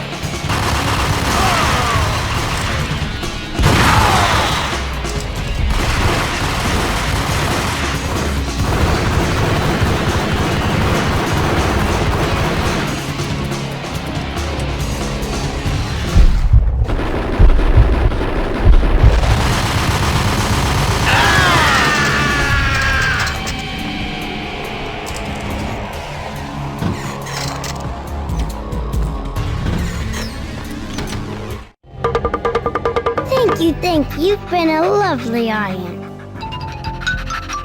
Had enough? I don't play with girls anyway. Unfair! I spotted the tail as soon as I left the hotel. A big black Mercedes. I had seen the car before. That time it had heralded impressive explosions. Vladimir was back. Bang! You're dead, Max Payne. I might have laughed if I remembered how. What's this supposed to be? Cops and robbers? Look, you want something with me? Get in line. Peace, man. Relax. You know you are a real news item, armed and dangerous. I am going to make you an offer you can't refuse. I've always wanted to say that. It's a bum rap. I've been framed. Well, that's a moot point. Whatever you did or did not do, I'm sure you had good reason for doing it. Want to hear me out? I'm listening. Punchinello messing with V is bad for business all around.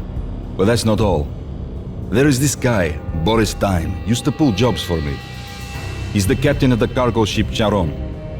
Now the bastard turncoat has gone over to the other side, Punchinello's.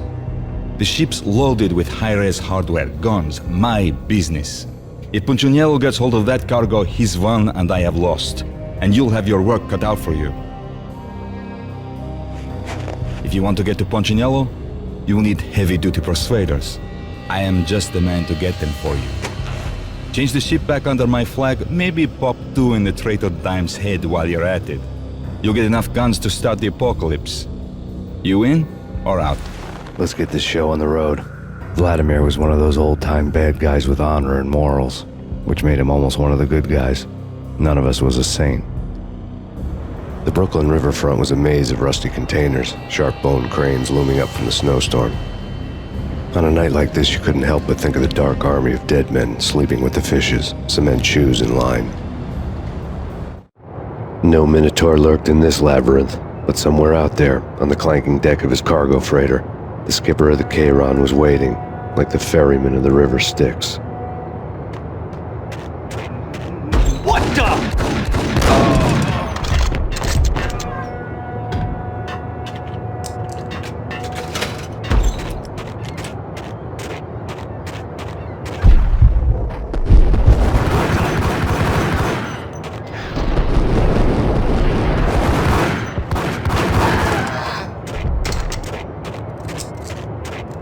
Both of them beat to a pulp. Eyes swollen. They couldn't see in the end. Swaying on their feet. Slipping on the blood. Money's worth. Brought tears to my eyes. Transcendental.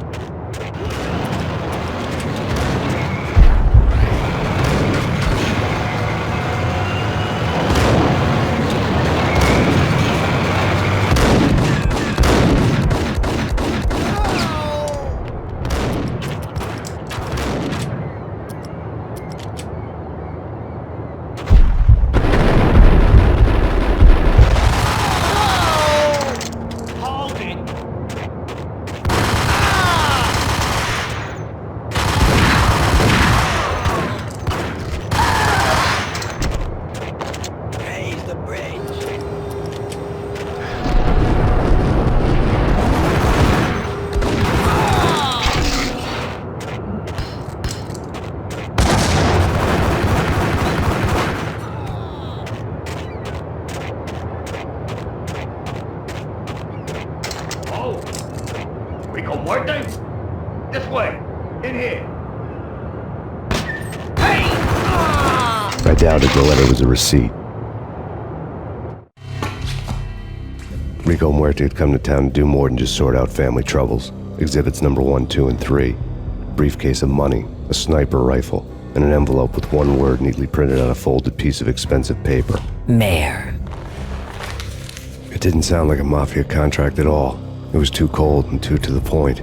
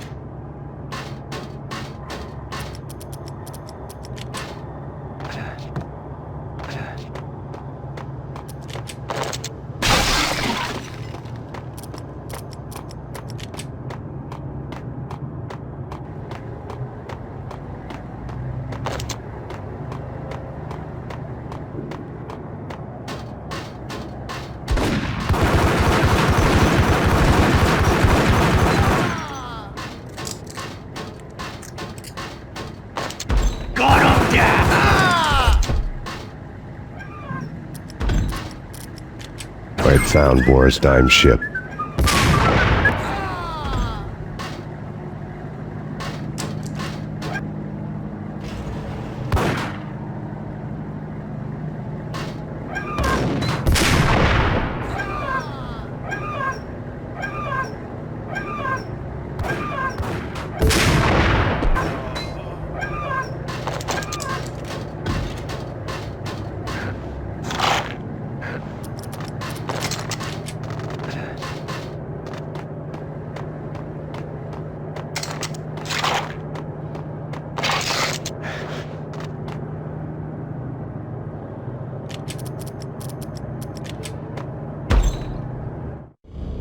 Rust had crept over the sides of the cargo steamer a long time ago. Boris Dime would be on board. I'd have to smoke half of his crew to even get near the gangplank. Guns were probably being kept in the hold, buried amidst the rats and oily water.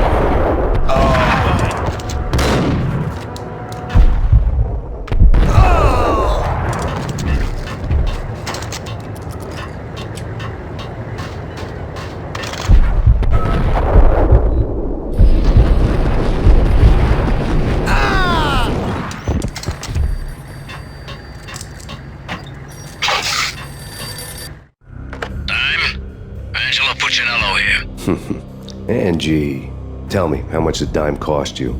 I bet it was more than his name. Max Payne? Right the first time. You're dead, punk. You sure you're not confusing me with Boris here? But you are right, of course. Pretty soon we should get together and have a talk. You son of a... Pissing Punchinello off was a dangerous game, but when people get mad, they make mistakes. I should know. That's where I wanted Punchinello, mad enough to trip over his own feet, preferably into a grave. Dime! Dime!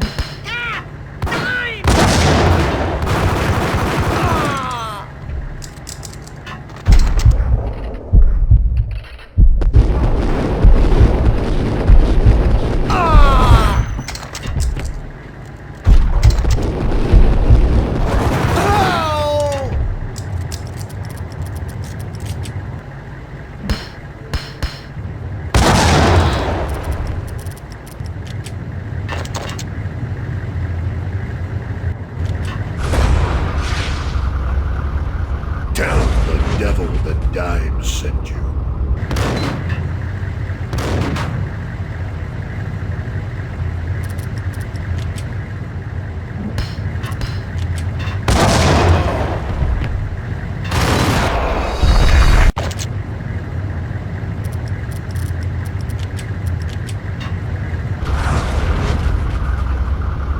Tell the devil that Dime sent you.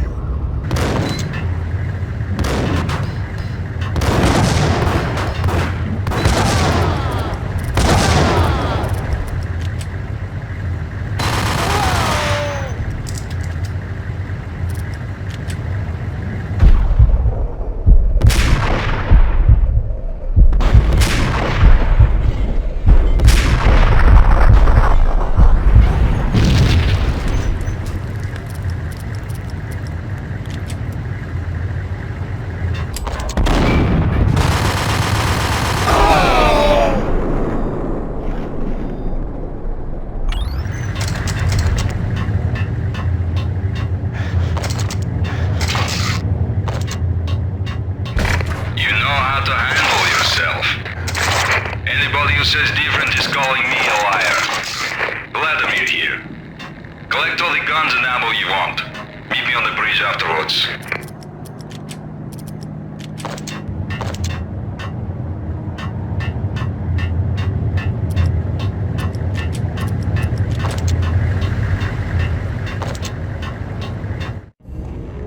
Did you get everything you need? Check. I owe you.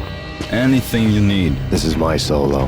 When I'm through, Punchinello won't be anybody's problem anymore. Clear as vodka. But anytime you get between a rock and a hard place, just whistle. This could be the beginning of a beautiful friendship. You really get a bang out of this big-time gangster act, don't you?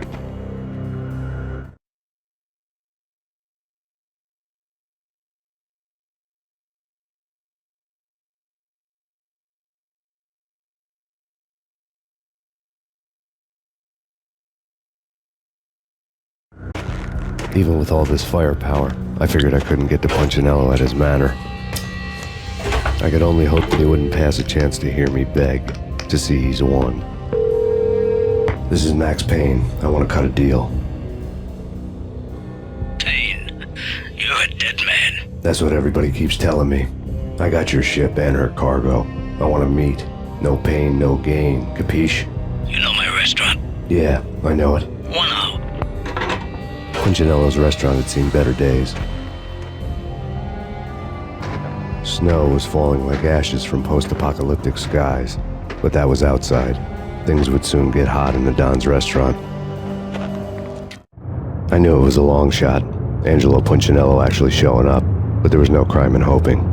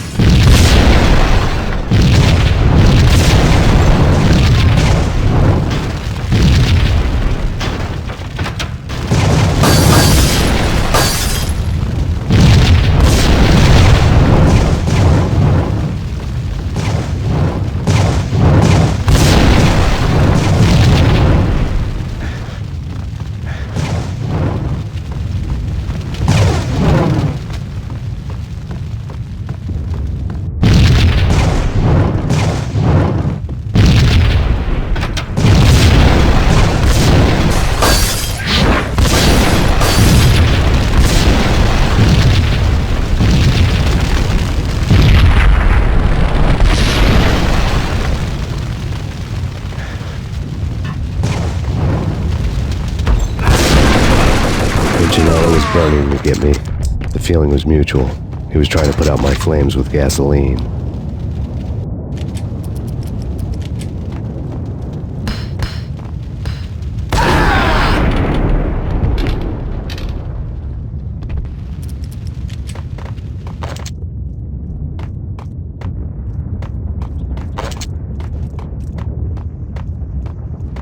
The mobsters have been guarding a real treasure.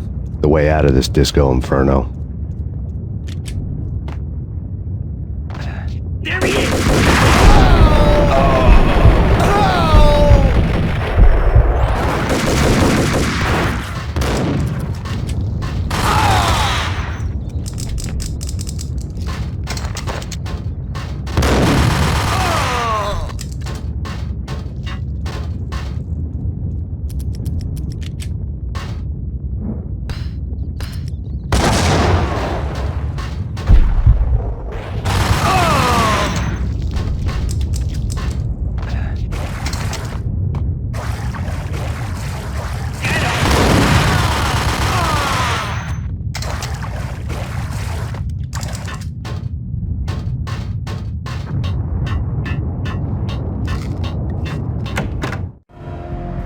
Vlad had seen my smoke signals. The Mercedes was revving to go, almost drowning out the banshee wail of the sirens. You coming? We'll drop you off at the Punchinello Manor. Sounds good to me. When this is over, look me up. I could use a professional like you. I'll keep that in mind. The night groaned with cold. The garden lights flickered nervously. In their light, the falling snow was dead white before the darkness ate it up. I had heard the stories. The trio were mad dogs. They'd have hung the heads of their enemies over the manor gates if the capo had only let them. Punchinello wanted Payne. He'd see the pain. The trick in my situation was that there was no trick, no matter what the movies tell you. No rules, no secret mantra, no roadmap. It wasn't about how smart or how good you were. It was chaos and luck, and anyone who thought different was a fool. All you could do was to hang on madly, as long and as hard as you could. Someone had graciously left the back door open for me and killed the guards. My money was on Mona. I knew the trio would be standing between me and Punchinello. I had read their rap sheets, thick as phone books. No one would be walking out of here alive. The numbing cold of the broken night had followed me in. Upstairs, the trio tangoed down the manor halls to the silent rhythm of their murderous hearts, the blood of their victims rust on their lips. Vince Mugnano, Pilot Providence, a.k.a. Big Brother, and Joe Deadpan Salem. The pistol was a frozen lump in my hand, piercing the skin, gnawing me to the bone. In death, the thug had been promoted to messenger. Someone hadn't enjoyed the Don's hospitality. Someone with a flair for the dramatic. Someone who had let herself out of a locked cell and past a couple of armed guards. My thoughts were on Mona again. I could only hope she was a good enough gambler to walk away while she was still winning, before she'd run into the trio.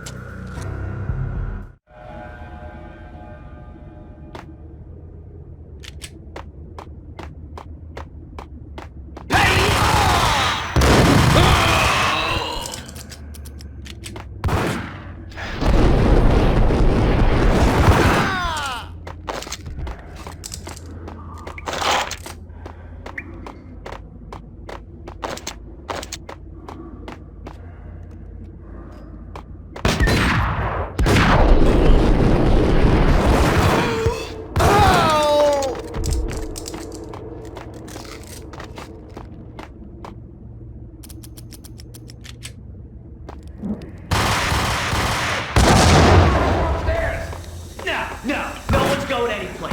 Too late for that. He walks in.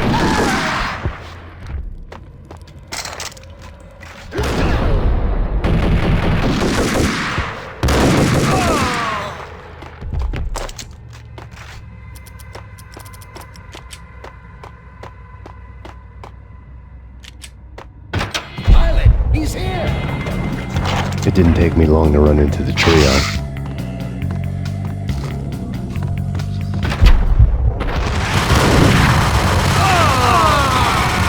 One down, two to go. What the hell?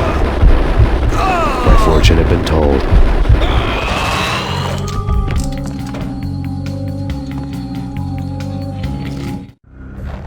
The word on Lisa Punchinello was that she was a bit of a witch. The tarot cards on the kitchen table fit the picture. They weren't my kind of cards, but I was willing to take a crack at the hand Mrs. Punchinello had dealt. The first card was the tower. Maybe that was supposed to be the manor. It got easy after that. The devil was the master of the house, and death was me, coming for him.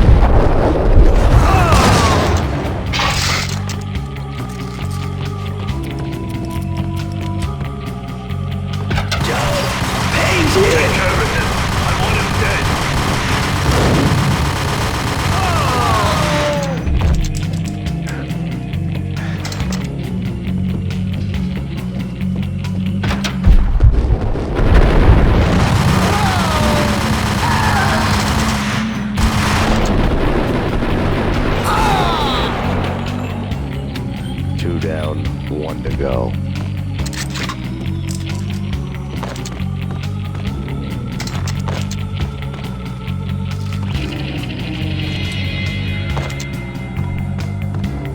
That's Payne.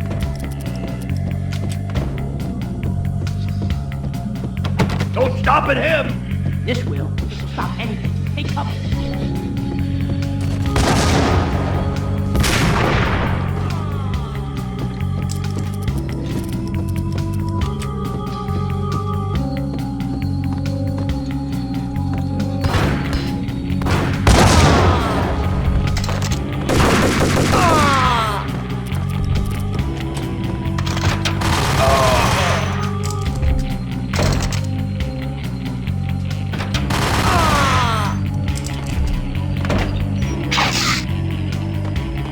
It was too late for her. You're a real angel, Max. I couldn't tell whether it was Mona or her sister. The body was a mess. The sick bastard had really gotten a kick out of it. Seeing her lying there got me thinking about another woman's body on another bed. Got me thinking about a fallen cradle.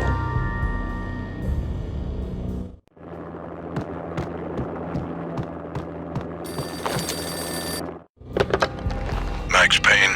Talk to me. Alfred Woden. You've got company. An armed helicopter just landed on the manor grounds. You must hurry. The more the merrier. Into the road, Payne.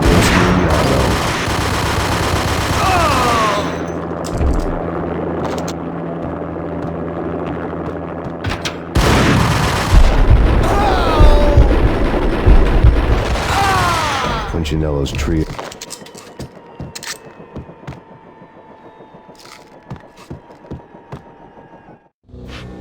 Outside my door. Hurry. He's coming for me.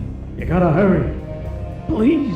I could hear Punchinello on the phone begging for help. He should have been saying his goodbyes. Punchinello was a pushover. The moment I stepped into the room, he folded like a deuce before a royal flush. No, wait. I was just doing what I was told. I couldn't refuse. She's someone high up. Government, maybe. I don't know. He was trying to buy more sand for his hourglass.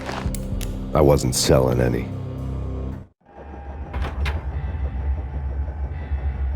No, I told him not to.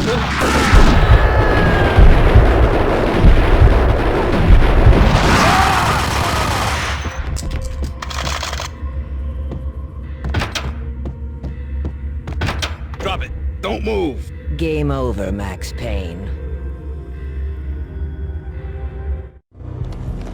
I could tell when I was outgunned. It was time to take another beating. The mystery witch was a real barracuda. Trouble on dagger heels, a smoking assault rifle in her hand, and an army of killer suits behind her. How sweet. I get to kill two birds with one stone. Sooner or later, it was going to catch up with you. Mr. Payne, it's time to show you the benefits of my brew. Be a good boy now. You'd find that Lady Luck was really a hooker. You were fresh out of cash.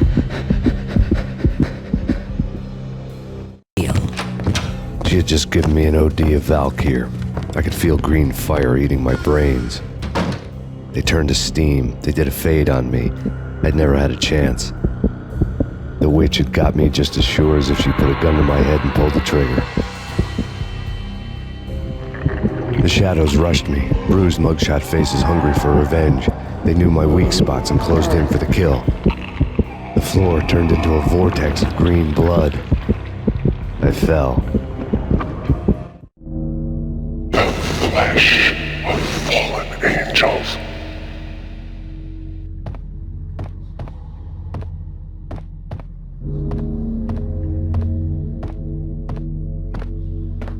Who's there? Max? Max, is that you? Max? Where are you, Max? Please.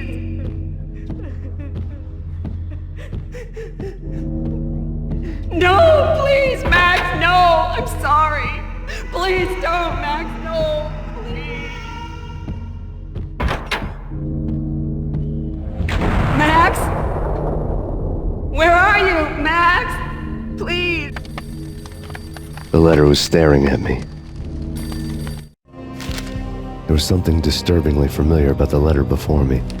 The handwriting was all pretty curves. You're in a graphic novel. The truth split my skull open, a glaring green light washing the lies away.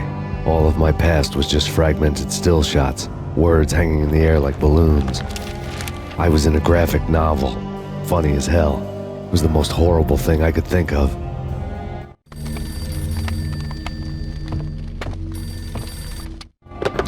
Bartender is shiny stuff, and dreams are made of stooped necromancers.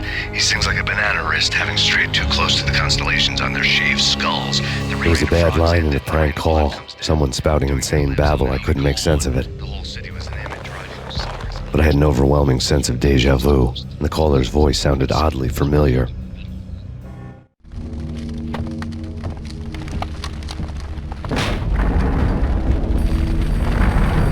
The weird piece of paper looked dangerous. There was something disturbingly familiar about the letter before me. The handwriting was all pretty curves. You're in a computer game, Max. The truth was a burning green crack through my brain, weapon statistics hanging in the air, glimpsed out of the corner of my eye, endless repetition of the act of shooting, time slowing down to show off my moves, the paranoid feel of someone controlling my every step. I was in a computer game. Funny as hell, it was the most horrible thing I could think of. Don't lose it. It's Valkyr. The drug. Snap out of it. Try to remember. It was a bad line in a prank call, someone spouting insane babble. I couldn't make sense of it. But I had an overwhelming sense of déjà vu, and the caller's voice sounded oddly familiar.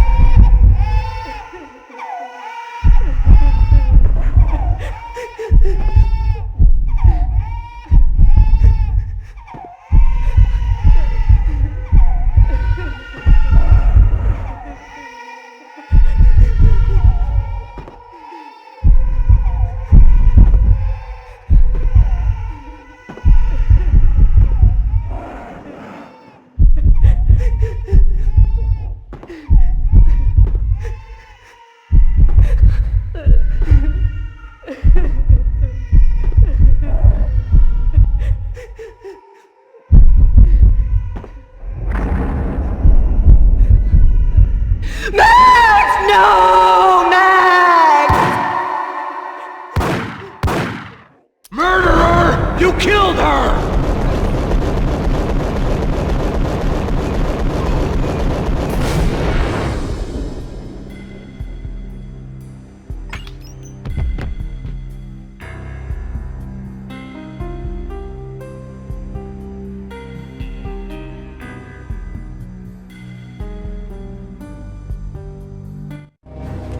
Max, something happened at the office today. A strange memo. Something about Vikings. Honey, I gotta run. You can tell me all about it this evening. Have a nice day, darling. The bullet holes were rubies on her chest, blood glowing on her ivory skin. She was so beautiful.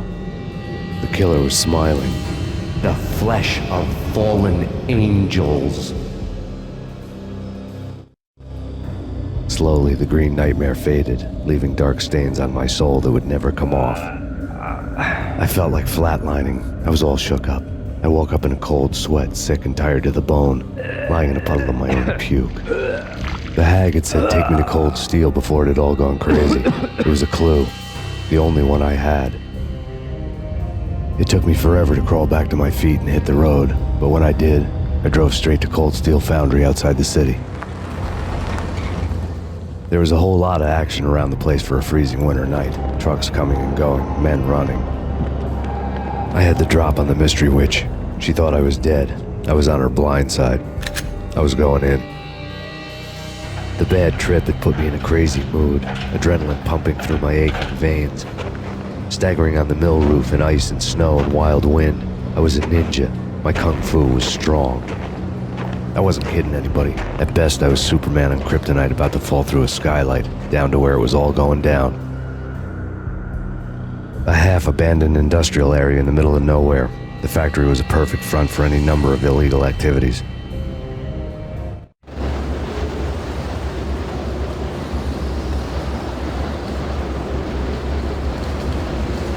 In the belly of the plant, molten metal boiled and bubbled like a witch's brew.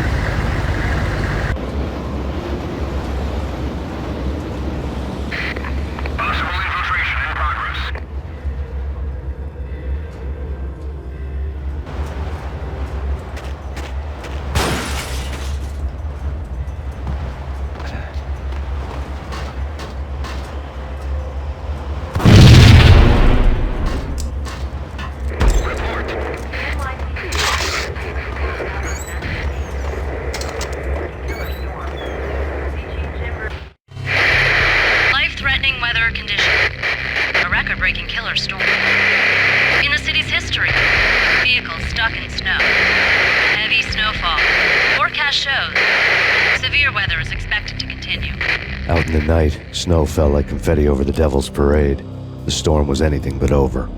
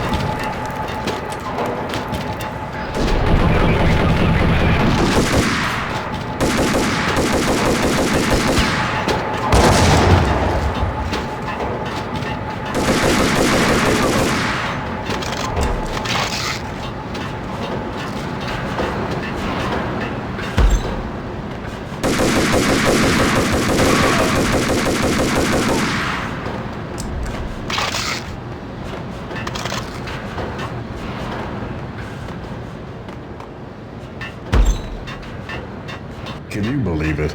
I bet they sleep with their rifles. I bet they've given them names. I guess. So, you don't have a name for your gun?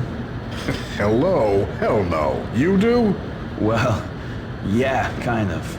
Hey, let's hear it. Well, I call it Dick Justice. I rest my case.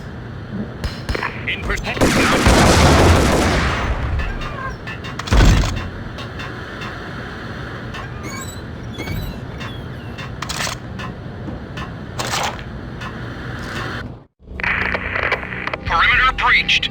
The facility has been compromised. Repeat, the Deep Six has been compromised. Initiate Operation Deadeye. The walkie-talkie military lingo could mean only one thing. They were getting ready to destroy the evidence and vanish into the night. I was so close. The hidden truths were just around the corner. Casualty status.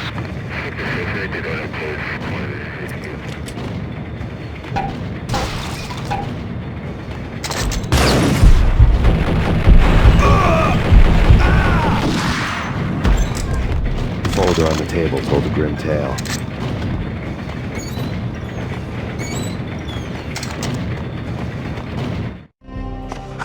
The mercenaries were running a tight operation, paperwork and all. Merchandise missing again. A chemist had tried to smuggle it out for his own private party. Locked him up in cell B7 in D6's old test facility to wait for proper processing. I was close enough to hear the secrets, just beyond the next doorway.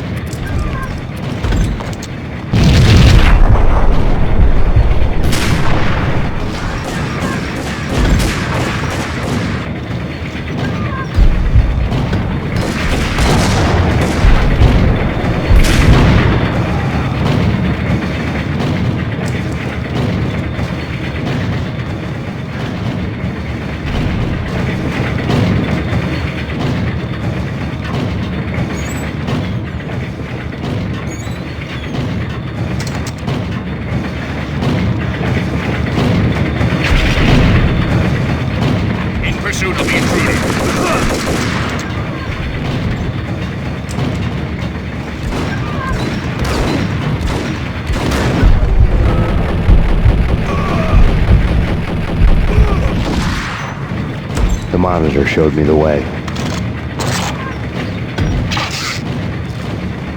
Processing diagrams filled the control room screens, all but one. An elevator titled D6 on one of the screens, somewhere onwards, past rows of ovens, in the core of the plant.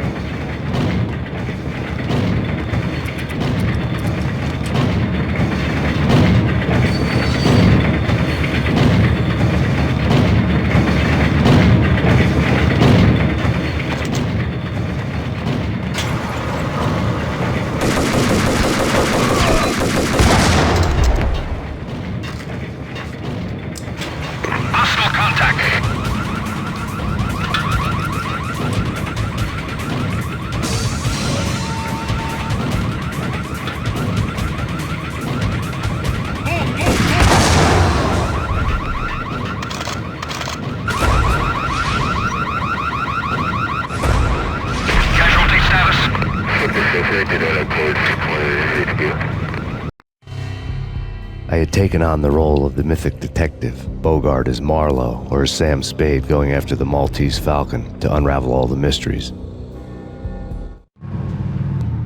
following a path of clues to that final revelation, even if it would take me down to the cold, cavernous depths of a grave.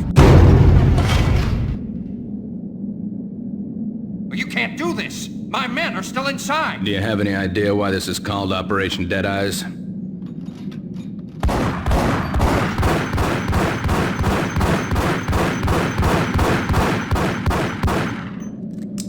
I think he's dead already. Let's do it.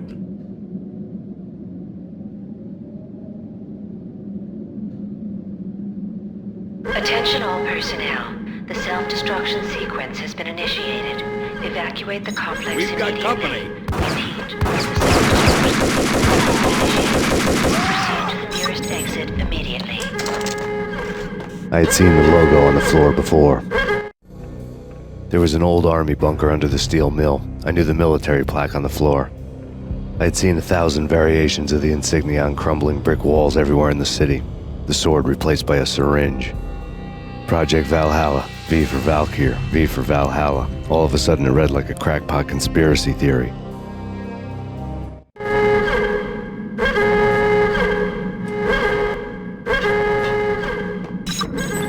Abort! Abort! The self-destruction sequence has been initiated! Get the hell out of here! The place is gonna blow! Move! Move!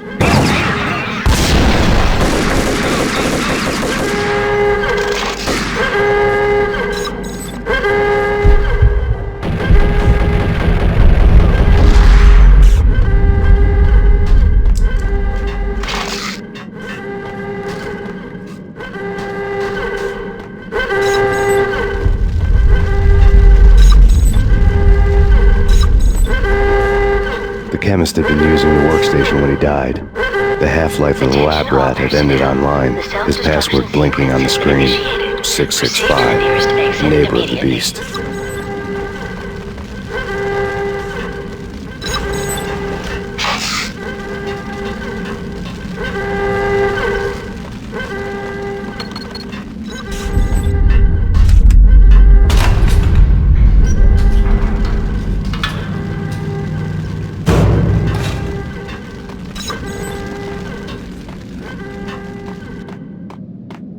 Hey! In here! Hey! Get me out of here! I'm innocent! There! Let me out! Thanks! I thought I was gonna die in there for sure. I need you to get me through the decontamination chamber airlock. You're crazy! No way! The place is blowing up, for Christ's sakes! Either that or back to the cell. Your choice. Okay, okay, I'll do it! I'll do it!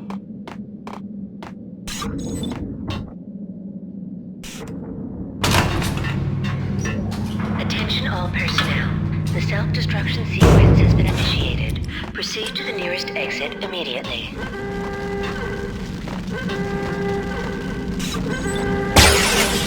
We're dead! We're dead! Go, go, go!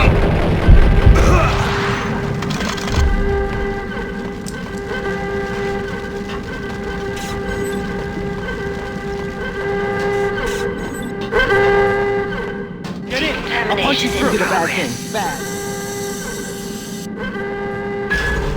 Decontamination.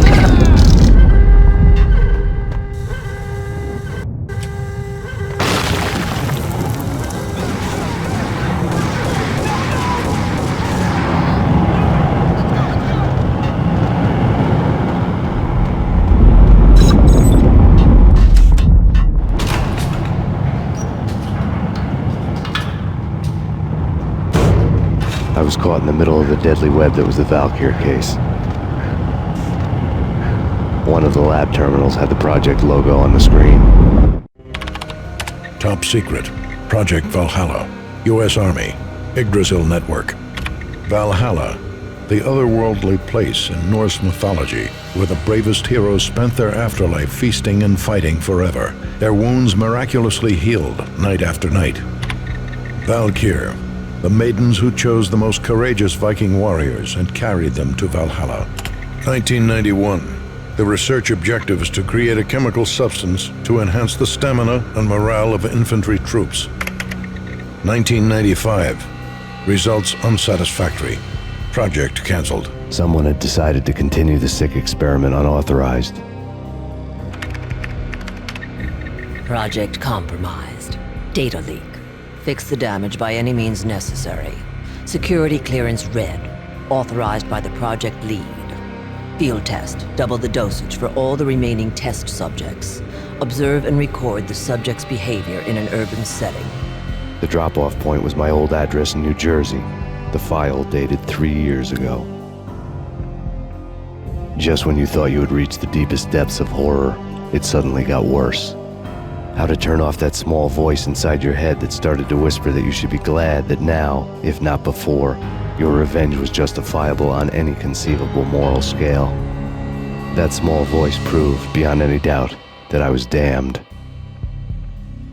The dagger-heeled woman had come and gone a long time ago. There was nothing more for me here. The bunker's name was acting as a self-fulfilling prophecy.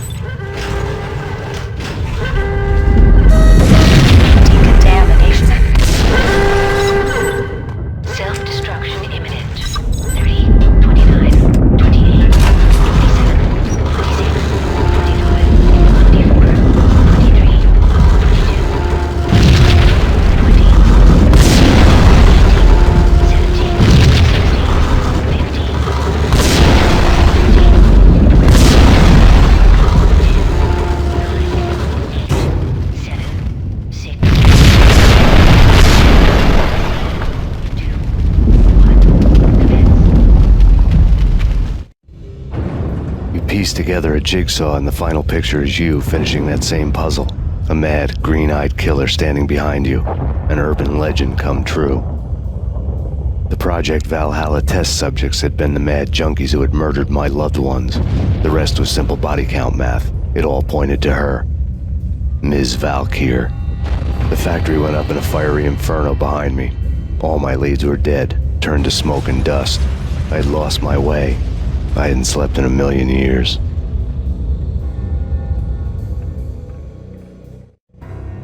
I felt thin as death.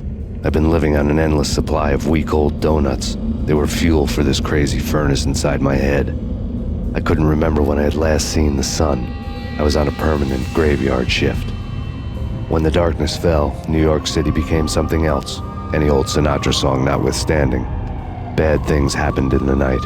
On the streets of that other city, Noir York City. I was in an all-night diner, downing cup after cup of coffee that tasted like engine oil, when a new message from BB got me back on the killer track. What the hell happened at Roscoe Street? Maxie, I'm going out on a limb here. We need to talk this through, come up with a plan. 2:30 a.m., the Choir Communications Garage. The more I thought about Alex's murder and the frame-up, the more it felt like an inside job. I should have seen it coming. BB had sold me out, and now he wanted to finish what he'd started. The garage was dead. BB showed up in his tailor-made suit, gold watch, and cufflinks to match, all way beyond a cop's pay. Maxie. Oozing suave charm, he was guilty as hell. What the hell does BB stand for anyway? Backstabbing bastard? Come on, don't be like that. Have a cigar. I don't smoke. Maxie, you have no idea how big this is. It's huge. You have no idea. I think I do. You're a bribe-taking bent cop who sold out his partner. Those mobsters in the subway were a dead giveaway. Hard to miss. Bet it was exactly like this with Alex. Up close and personal. You can't win this one, Max. No, but I can make damn sure none of you do either. BB turned out to be another cardboard cutout bad guy.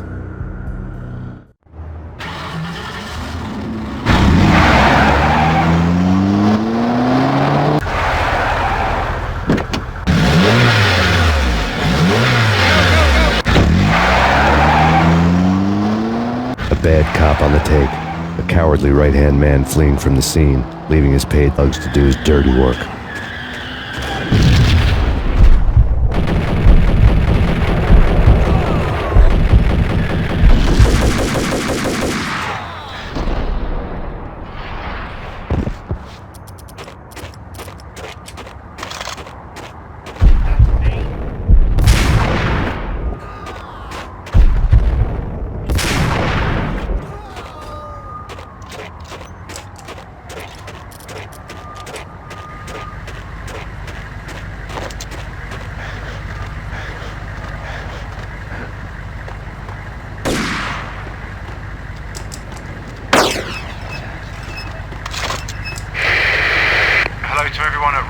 this is Jamie and Renault.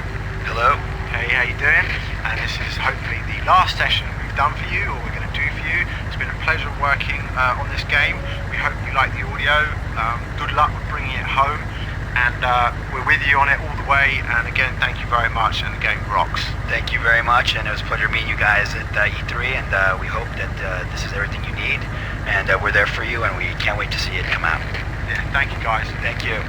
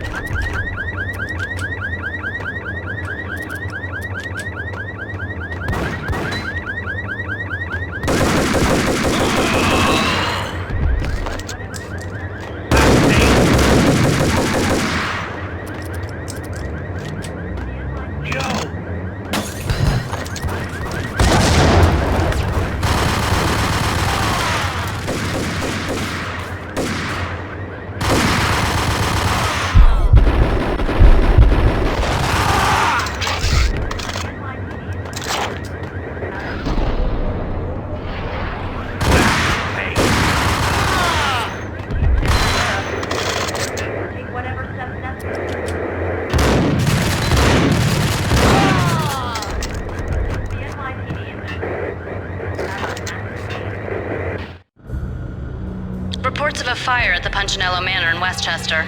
The manor is the home of Angelo Punchinello, the alleged head of the Punchinello crime family. The police are now saying, contrary to their earlier statements, that Max Payne is still alive and at large. He continues his vendetta against the Mafia, of which this last act of arson is attributed to. I had no recollection of setting any fires, but I did remember the flames.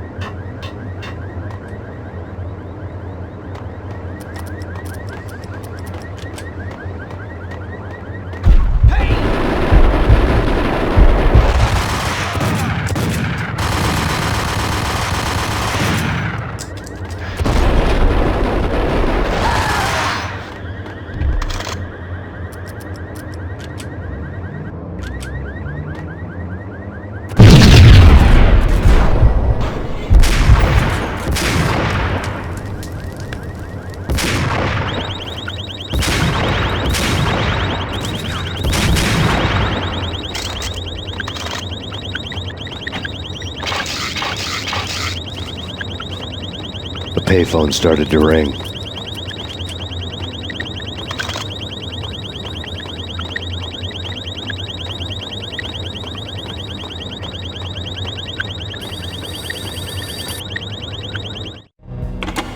Yeah. Max Payne? Whatever does it for you. This is Alfred Woden. I can give you the name of your enemy. Come to the Asgard building presently. We are expecting you. Woden was waiting for me on the steps of the old building.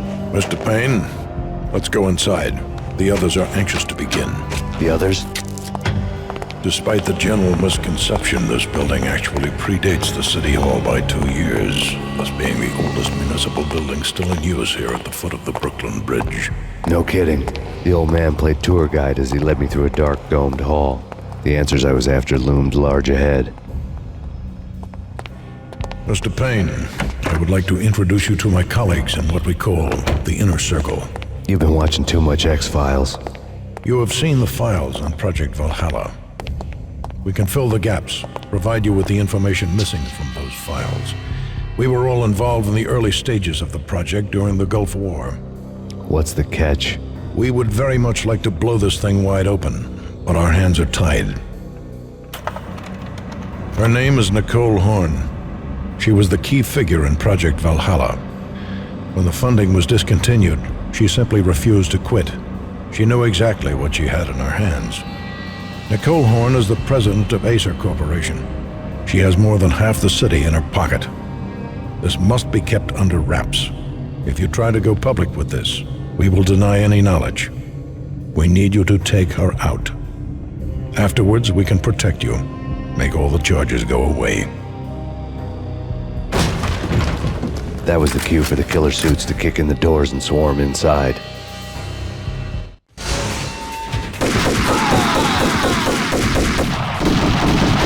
It was an impressive floor show, but I decided to leave early anyway. It was only a one-story fall. Lucky me.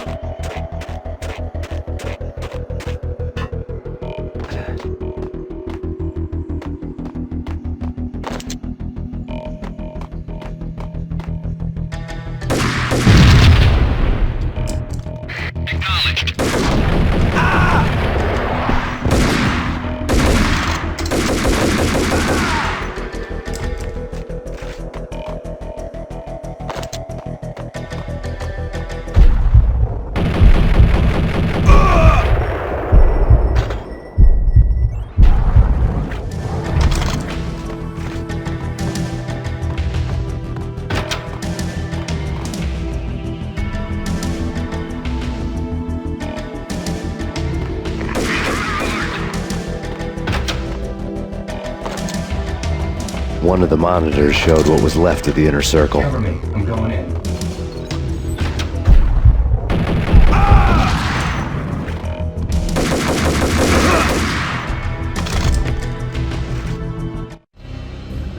On screen, the so-called corpse of Alfred Woden stood up, miraculously waking from his dirt nap, looking smug among his dead pals. In the land of the blind, the one-eyed man is king. I didn't know how he'd pulled it off, but it was a pretty slick way to get out of all his promises. Most of what he had said fit too well to be a load of crap.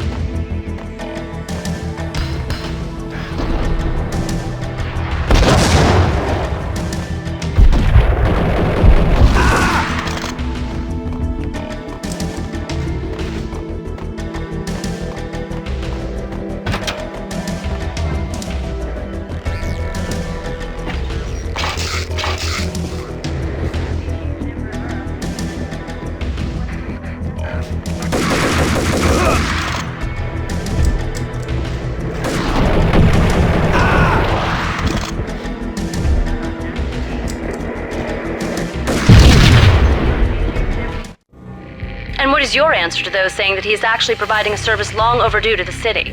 This crusade nonsense has gone too far. He's out of control. It must stop. He will be stopped. That was Deputy Chief Jim Rivera from the New York City Police Department.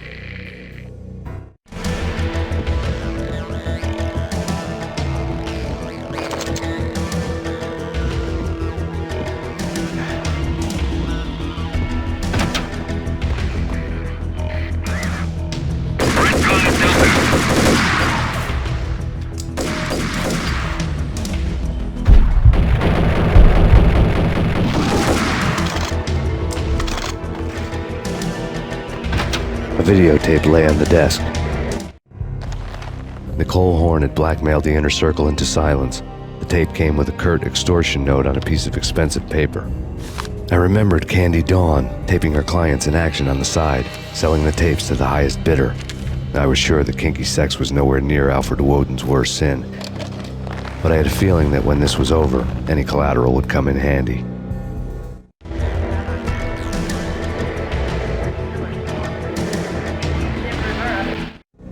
Nothing seems to stop Acer Corporation's phenomenal victory march.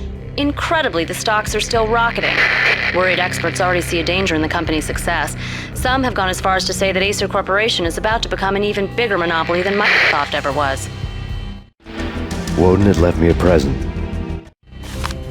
Woden had taken care of my mission preps with military precision. The critical areas in the Acer Corporation headquarters blueprints were circled in red. The president's office was at the top of the building, right below her penthouse suite. The elevators were controlled by a security computer, part of the mainframe located underground below the building. The high-rise was sealed as tight as a sci-fi fortress.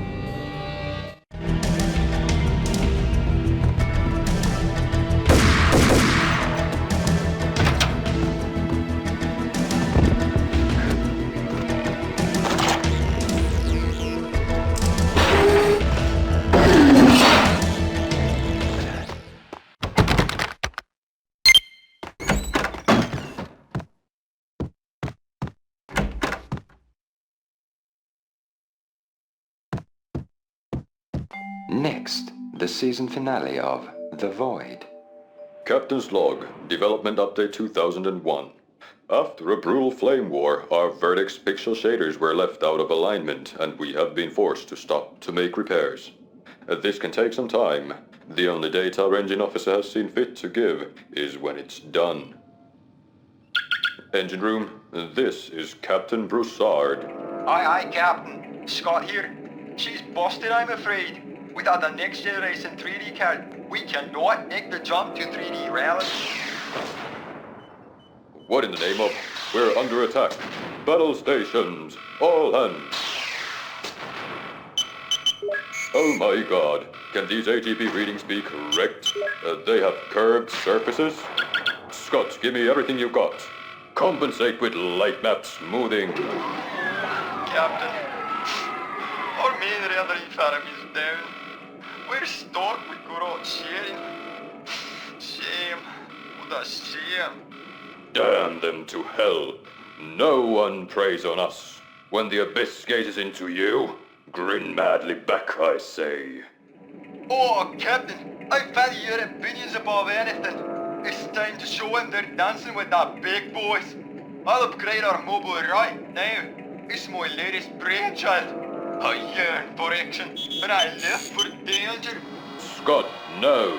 It hasn't been tested. It hasn't gone through a proper quality assurance period. We are vastly superior to them in every way. They could still be using sprites and they wouldn't be any worse off. We're running at maximum fill rate. She's holding a steady 60 frames. Abandon all conventional weapons. Particle cannons. Fire at will. Let's give them some bump mapping to worry about.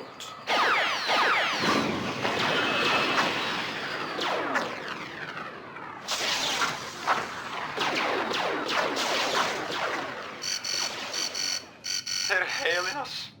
It's an unconditional surrender. Oh, I love those dear boys to death. It's a miracle. Can't see for the tears in my eyes.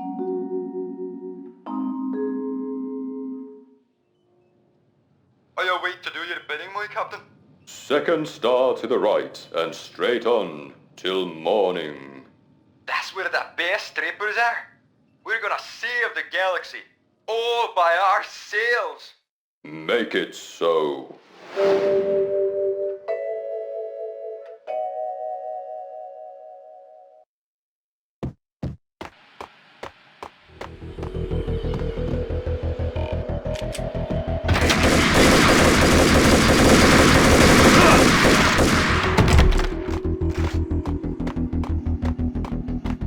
Hostile contact.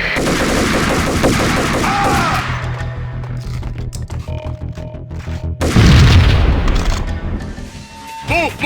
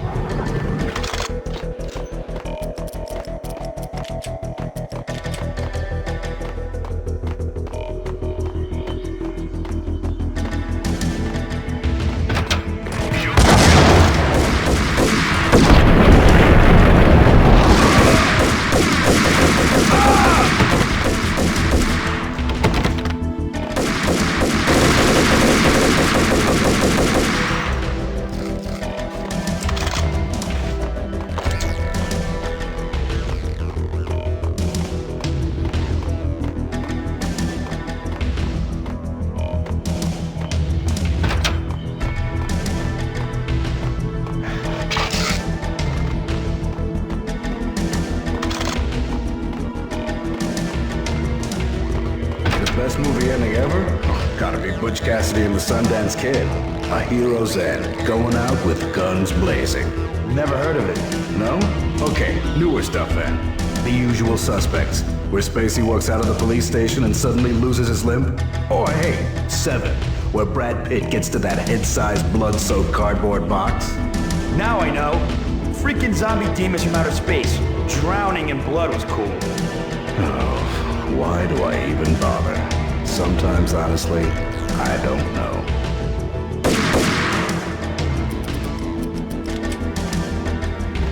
Hold it, Payne!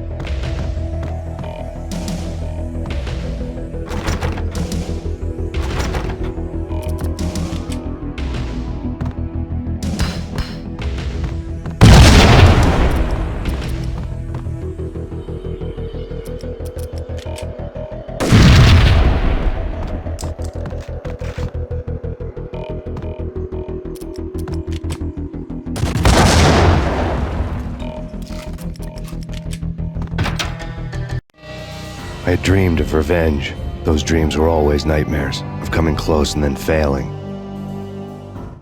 Now I was close. I had a name to guide me, Nicole Horn.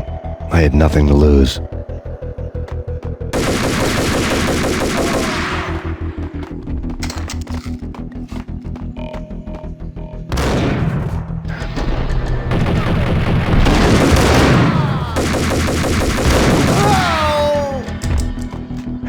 The Inner Circle had quite a track record.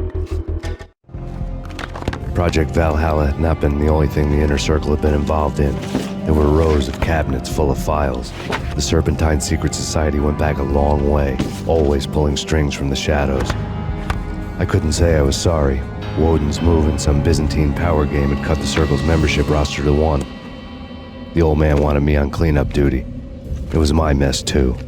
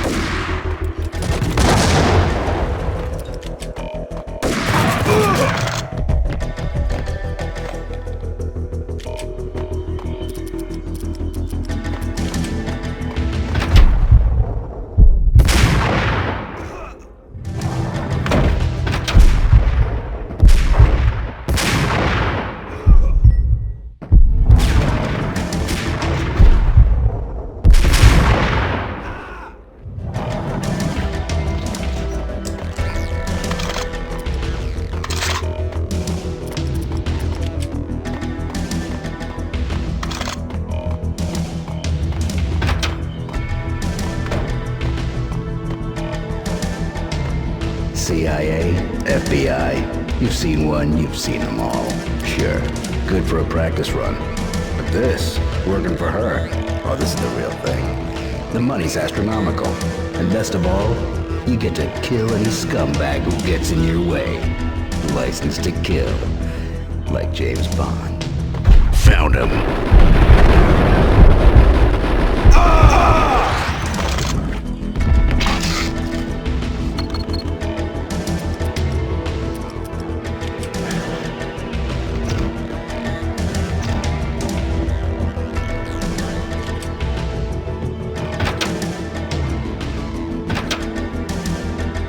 Take him down. Shoot to kill. Let's finish this.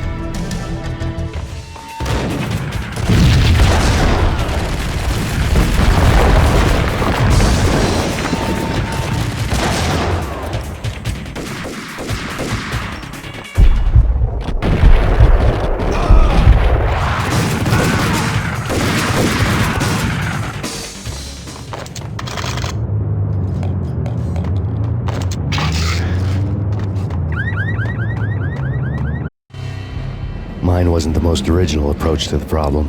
It wasn't as if it hadn't all been done before. An eye for an eye, the first principle of revenge. Old as dirt, still going strong. The cardinal rule in going after someone with an intention to kill was not to make it personal, which it almost always ended up being anyway. It did with me. I took my time cruising around the city in the snow. There was no hurry. I knew what I had to do now. I took my time thinking about it, building up the rage. When I was ready, I parked the stolen wheels at the front entrance of the Acer Corporation headquarters. Got out, got in, got cracking. I had a bullet with Nicole Horn's name on it. I had 10,000 bullets with the Hag's name on them. She had ultra-high-tech security systems, enough mercenaries and weaponry to start World War III. There was no fear. New York disappeared behind a veil of snow. I had crossed the threshold. This was her domain, sleek and sexy and soulless, all glass and steel. A place of color-coded security key cards, metal detectors, and surveillance systems.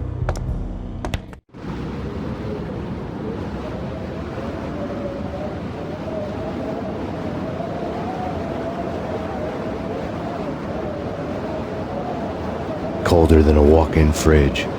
Cold as a gun.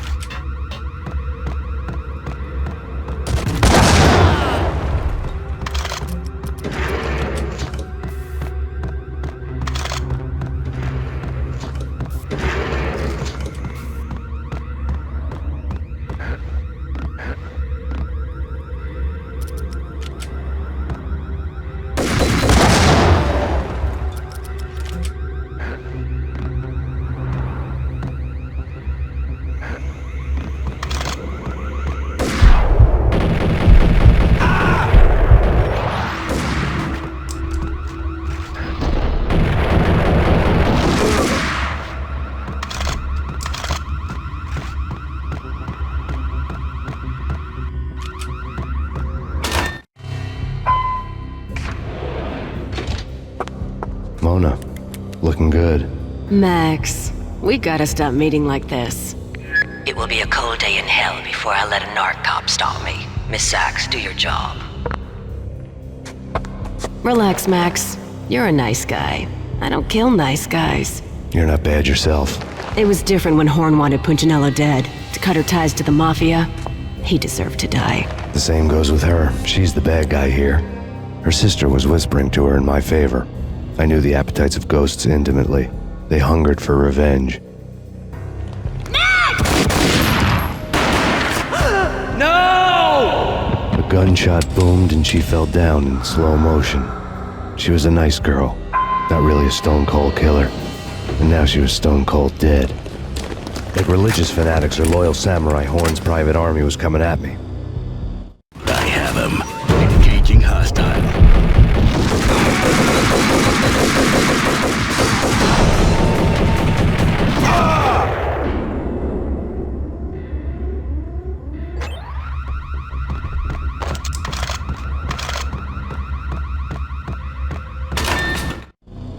When the elevator came back down, Mona was gone. There was a lot of blood, but no body. Something clicked for the final time. My mind had never been so clear, as if somewhere high above the storm clouds were already gone, cold stars blazing from the black skies.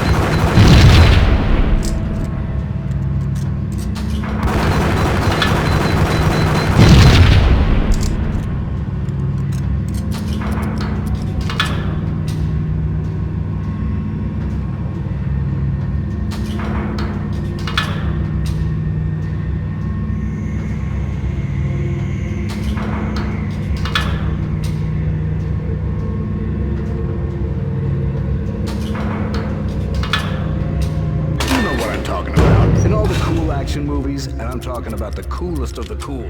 It always seems like time slows down in the middle of the action. You know, you can see the bullets flying through the air, the hero dodging in slow motion. Oh man, it would be so cool to be able to do that. Bullet time, that's what they call it. Bullet time, yeah, would be so cool.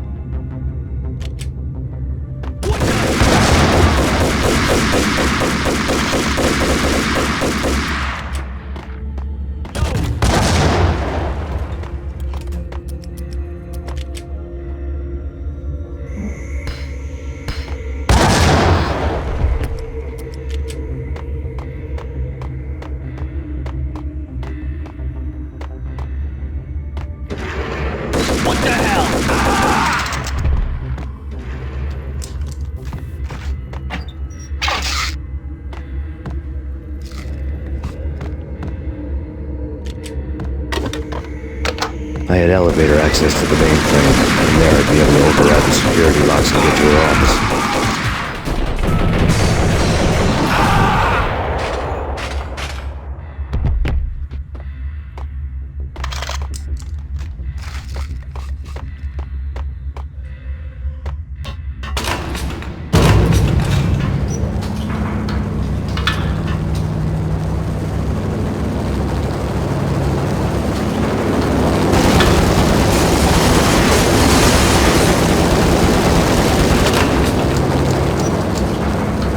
The unmarked chopper was Horn's pet guardian, inhuman and flawless. It was stalking me.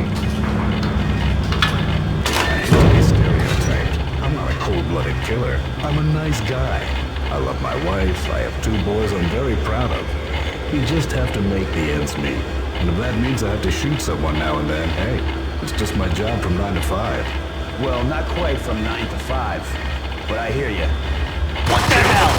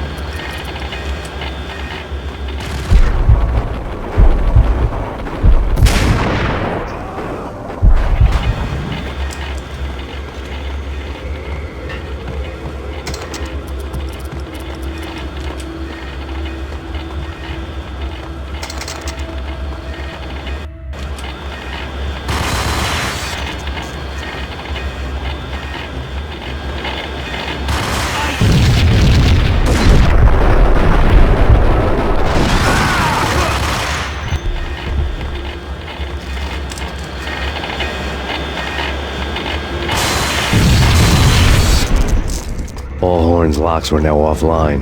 All bets were off. The elevator would take me all the way up.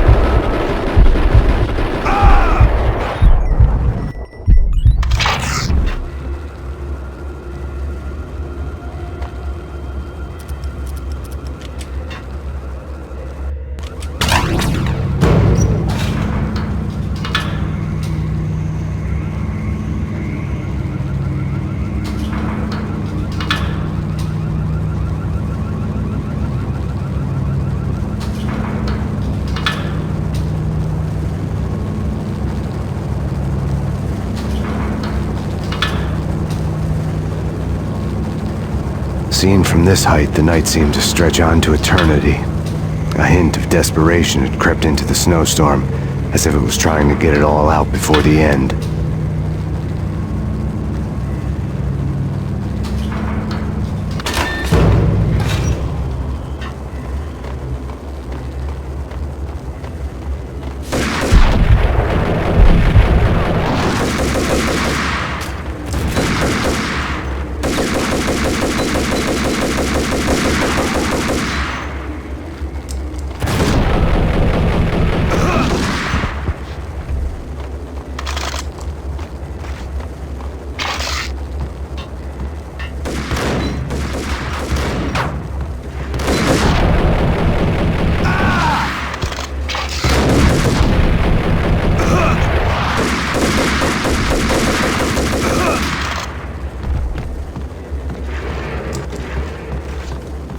Horn's personal computer was on. Next to the printer was a neat stack of expensive paper. Hacking through Horn's computer would have unearthed files of criminal plans, strategies for world domination, spy helicopter reports, illegal wiretap recordings, internet porno, all of the above. Take your pick. I really didn't care anymore. I had seen too much of it already.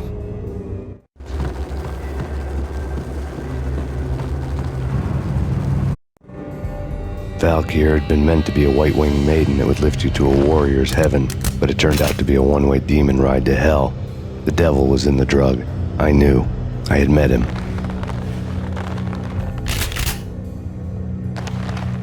And now I was gonna kill her. The queen of the underworld who had tried to lift herself a bit closer to heaven with her drug money. No begging, no bribes. She knew better. Honor among killers. We who were about to die. Both of us knew how this would end, in pain and suffering. All this because your wife stuck her nose into things that were none of her business. The cops were coming to take me away. The sirens were like a bad conscience I couldn't shake. It's ridiculous you've made it this far. You won't be alive when they get here. Stop him!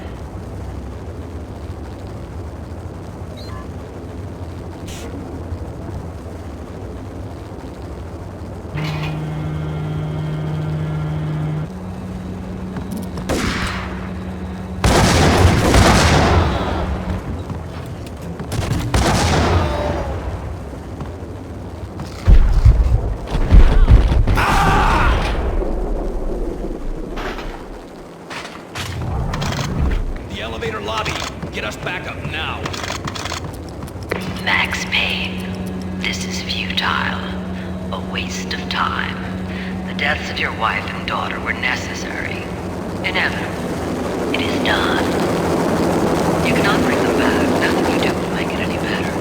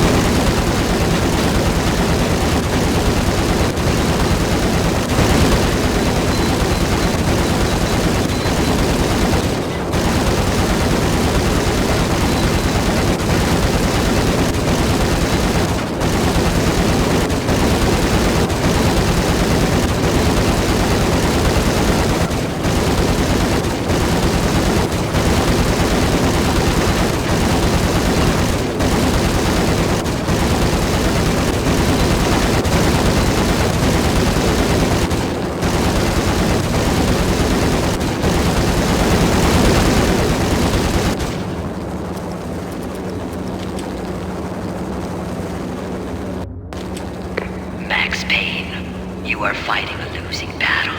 You cannot survive this. You will die. Stop fighting. Make it easy for yourself. Accept your fate. You will die here.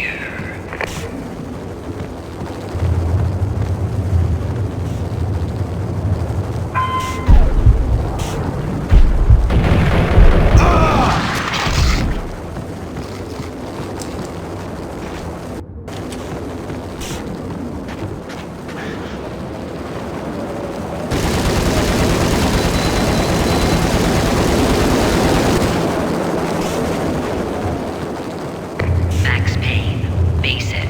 You are up against an unbeatable force. You have already lost. You have lost. Only death will set you free from your pain. Accept it. Surrender. Give up.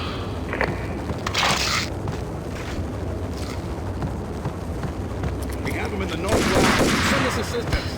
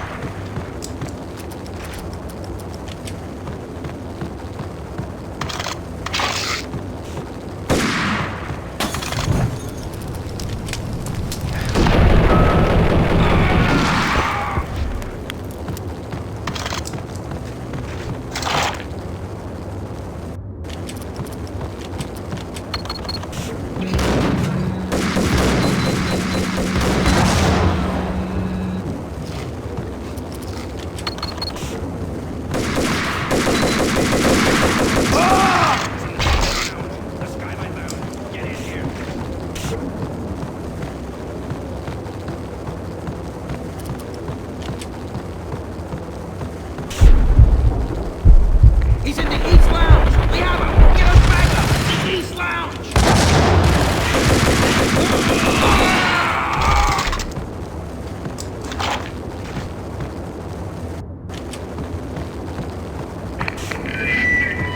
What do you mean he's unstoppable? You're superior to him in every way that counts. You're better trained, very well. Outnumber him at least 20 to 1. Do your job.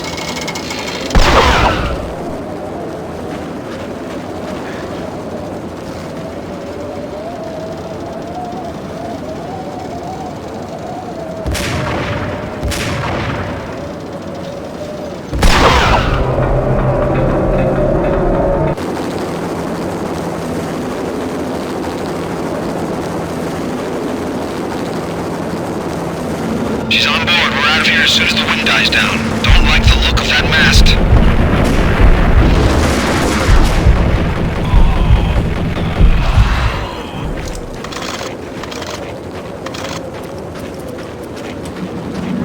Lift off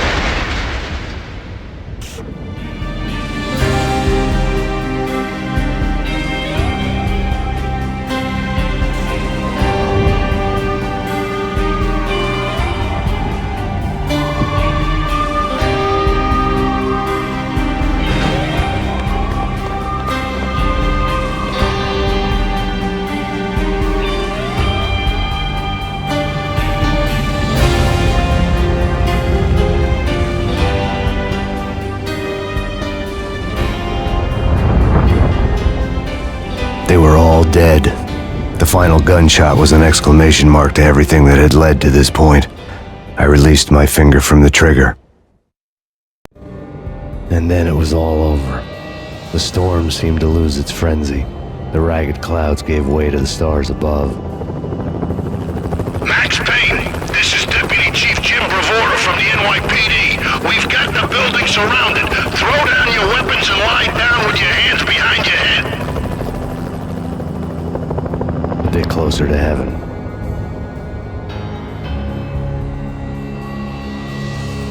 The cops' voices were distant and muted. Freeze! NYPD! Hold it right there! My ghosts released me from their haunting. Down below, New York City glittered like diamonds on black velvet. You gave us one hell of a ride. Take him down to Central Booking. You heard the man. Woden was there in the crowd, standing by the sidelines. It wouldn't be over till the man with the patch would say so. He'd say the right words. I knew he would. He'd better. Woden grinned smugly. It was the grin of a winner. That made two of us.